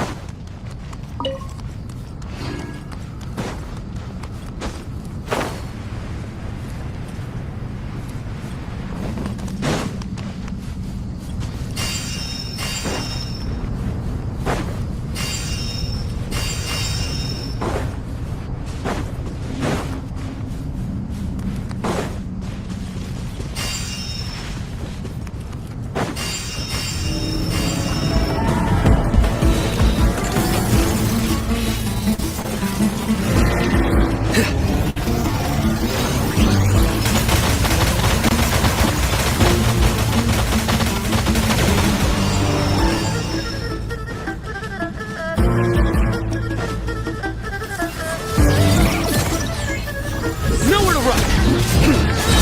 Judgment is upon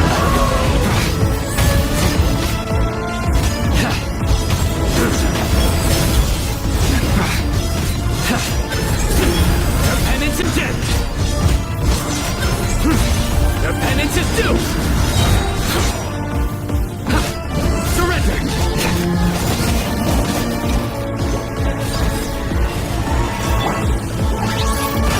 Wretched vermin!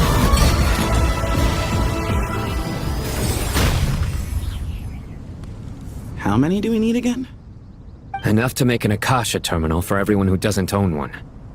I remember you telling me how revolutionary these Akasha terminals were. You've used one before, right? The Academia declared the Akasha to be the most powerful and comprehensive wisdom dissemination system in history. That should give you an idea of how powerful it is. Certainly sounds impressive. Neither Hat Guy nor I have ever had an Akasha terminal. Well, if it all goes to plan, that's about to change.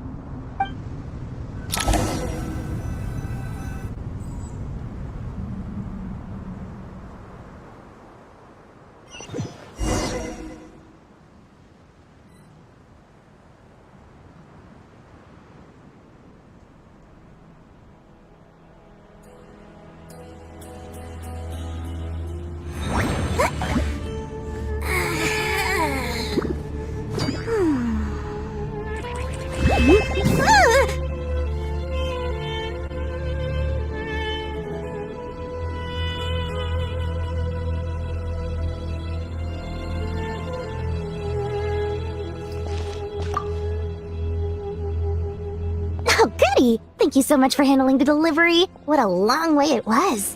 You've really outdone yourselves. I'm well aware what a bumpy, dangerous journey it must have been. Now, I would have loved to oversee the process myself, but of course, those of us who know the plan can't leave the mausoleum. Oh, trust me, I'm patting myself on the back for my assembly work here. Simply flawless work. But will you really be needing all of this? According to our plan, yes, this is the quantity required. I have no complaints about the quality either. Only the price. So expensive. I heard you covered a lot of the funding out of your own pocket. Oh, that's an exaggeration. The Academia provided most of the funds. I just offered a small token of my goodwill. Of course, the real tragedy is how little profit I'm making on this. You know, it's a serious crisis when you can't even make money out of it. It's really quite a beautiful design. And I'm intrigued by how such a diminutive device is able to output the power of the Light Realm. Did you attend the lecture on Light Realm energy, Madame Farzan? I don't believe I saw you there. Of course I attended. I was just a little late, so I had to listen to the whole thing from outside the back door. Anyway, I have a perfectly good understanding of Light Realm, elemental and abyssal energy, as well as the relationship between the three. Good to know. Master told me in private that the conversion process between Light Realm energy and elemental energy involves highly classified knowledge that shouldn't be disseminated too widely. But even so, the scholars still shared said information. Well, you can't enforce a rule that everyone breaks. Is that the idea? At first, the Dendro Archon was reluctant to explain it in great depth for safety reasons.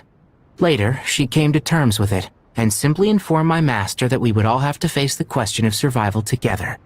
To protect someone from such dangers means keeping them in the dark, but for someone to know and embody the wisdom within, they must understand its very essence.